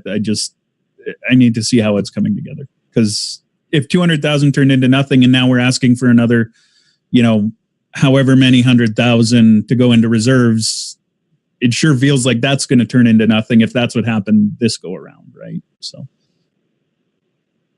Yep, it's we just got to get the clarity, and there's no rush here. I mean, we can take our time. It's better that we take our time. We all feel 100% about this than pushing forward. 2021 is going to be an extension of 2020's COVID, so not like people are going to be woohoo. So that being said, motion to postpone and bring back to the November 23rd Monday special council meeting. That would be my motion. All in favor? And that's carried. Can I just ask a quick question? Yes, ma'am. So what would you like administration to bring back? We'll put it in email and we'll get some clarity around that. Because obviously there's a lot of different aspects that some people are having trouble with this, some with that. So, yeah. Okay, moving on down the agenda then, those are done. New business position reclassification development officer. Did I miss the call for the vote? Nope, it was carried. I voted. Yeah, carried. All right. Classification. I've got that. Rav, turn your camera around. I think I can't see you. I'm looking at your desk. There you go. Okay. New business. Clean up your desk. Yeah, right. Nice, Jamie. Well said. Position reclassification of development officer. Ms. Thompson. That was removed from the agenda, actually. You're looking at the agenda that it is. I'll go to this one. Thank you. All right, that one's removed, okay. Sheep Creek Arts Council. Thank you letter from the Sheep Creek Arts Council for our community support, $500. Motion from RAP for information. Good. All in favor? Excellent, that's carried. Correspondence action considered. None. Committees, boards, correspondence. Emergency Advisory Committee, March 15th, Emergency Advisory Minutes. I'll make a motion to accept as presented. Can you first outline the motions that Wilkie made? So Councillor Gordon chaired the Emergency Advisory Committee meeting. We had a few motions that we wanted to bring forward to council from that meeting. Ms. Thompson.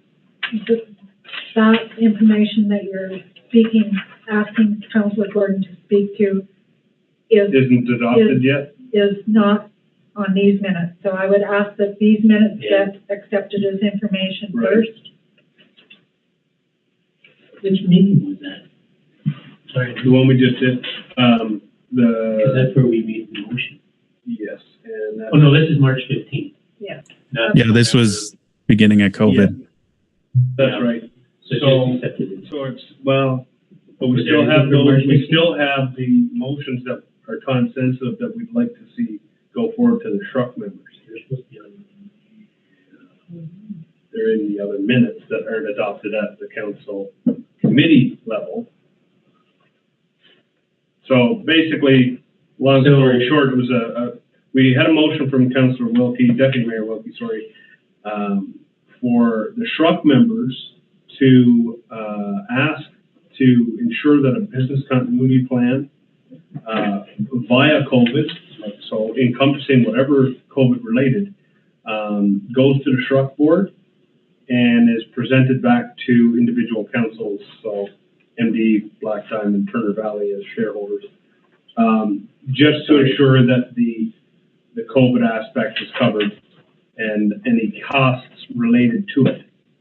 And well, from what I'm hearing, most money grant money could be used to offset some of those costs. But we wanted to ensure that the business continuity was there. So maybe that's just something that verbally, Shruk members, you can go forward and check that out because we can't specifically. Wilkie? Yeah, I mean, they're unadopted minutes, but it was a public meeting, so I think I can read what the motion was that was approved, right? Yeah, that'd be good. Yeah, so and we're going to adopt the minutes, sorry, and then you can make that motion. Okay. To adopt the minutes. So Gordon Wilkie's making the motion. Emergency advisory. All in favor?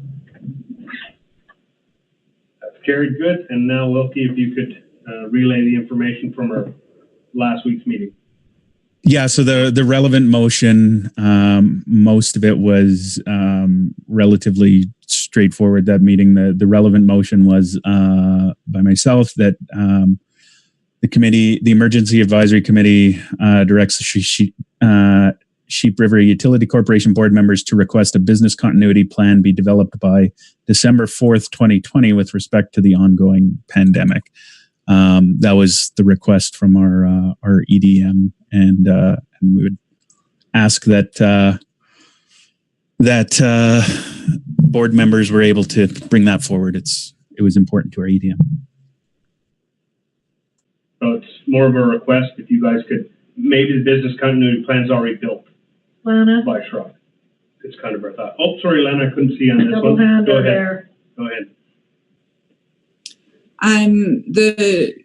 It was brought to Shrek, a business continuity plan, and the MD, the county it's on their radar, but it's something they haven't completed as of yet. At their last Shrek meeting, we were advised that it's something they are going to be doing, but hadn't done it yet. Am I correct in that, John and Cindy? I think that's where it was left. Okay, yeah, they're getting head nods here. Gordon? Yeah, you're absolutely right, Lana. That's our Director of Emergency Management mentioned that Shruk was aware that it should be done, but our request from an advisory committee is to make certain it gets done, because there seems to be a delay on Shruk's end that we're concerned about as far as the business continuity. So really, if I may, the context of the motion from the advisory committee is to see if you can't light a fire under Shruk to get it done. Or at least from the county to get it done. Does that make sense? I think that's accurate, fairly accurate. Councillor Wilkie? Perfect. Okay, comment, Ms. Thompson. So I would suggest one of the board members contact Shrek and ask for that to be added to their agenda. So I think that, Mary Ellen, do you have the motion with you? Jamie, do you have it there? Yeah, I do. All right, go ahead and read the motion, Jamie, because it's actually pretty clear. Yeah, the motion was that Emergency Advisory Committee directs the Turner Valley or the Sheep River Utility Corporation board members. I think it was that the committee advises the council to direct the board members to request the continuity plan be developed by December 4th, 2020. That was the request. With respect to the ongoing pandemic, with respect specifically to the pandemic. So that would be our council's motion directing the Shruk members to bring that forward. Yeah. I got Waring, then I got Lana. No, we don't meet again until the 17th of December. So, put whatever dates you like on, but that's the earliest we can put it on an agenda. Wilkie said now. Friendly amendment to the 17th, then, I guess. The 17th, there's no meeting. The 17th is the AGM. It's not a business meeting. We only meet every 2 months. If you want to do it faster than that, the only way you can do it is there's a letter written to Harry from one of the reps saying this is an urgent matter from whoever it is, the emergency services, and please can you come back with an answer to when this will be implemented. We got 3 minutes to wrap this up, so Wilkie, make it quick. Yeah, I was going to say that's fine, whatever approach it is that I think it just hasn't seen the urgency that our DEM would have liked this to see. So it needs to be reinforced. So I would make a motion that council direct administration to prepare a letter to Sheep River Utility Corporation asking for a defined timeline associated with a business continuity plan with respect to the ongoing pandemic. I don't know if that covers it. That's perfect. Perfect. 1.5 minutes. Any discussion on that motion? I think that's perfect. Perfect. If you ask me, it's one of the most perfect. No. Trump is out. We don't need to make fun of him anymore. He's not out. He'll be out. No, he's not. All in favor? That is carried. And with that, No. oh, Heather wants to make one minute last statement. You got 1 minute. So you need to accept the Community Emergency Management Program Risk Assessment as information. I'll give you that. Yeah, Waring gives me that. All in favor? Just accept for information. That's carried.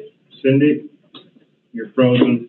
That's Just okay. for information, no major changes to it, except for health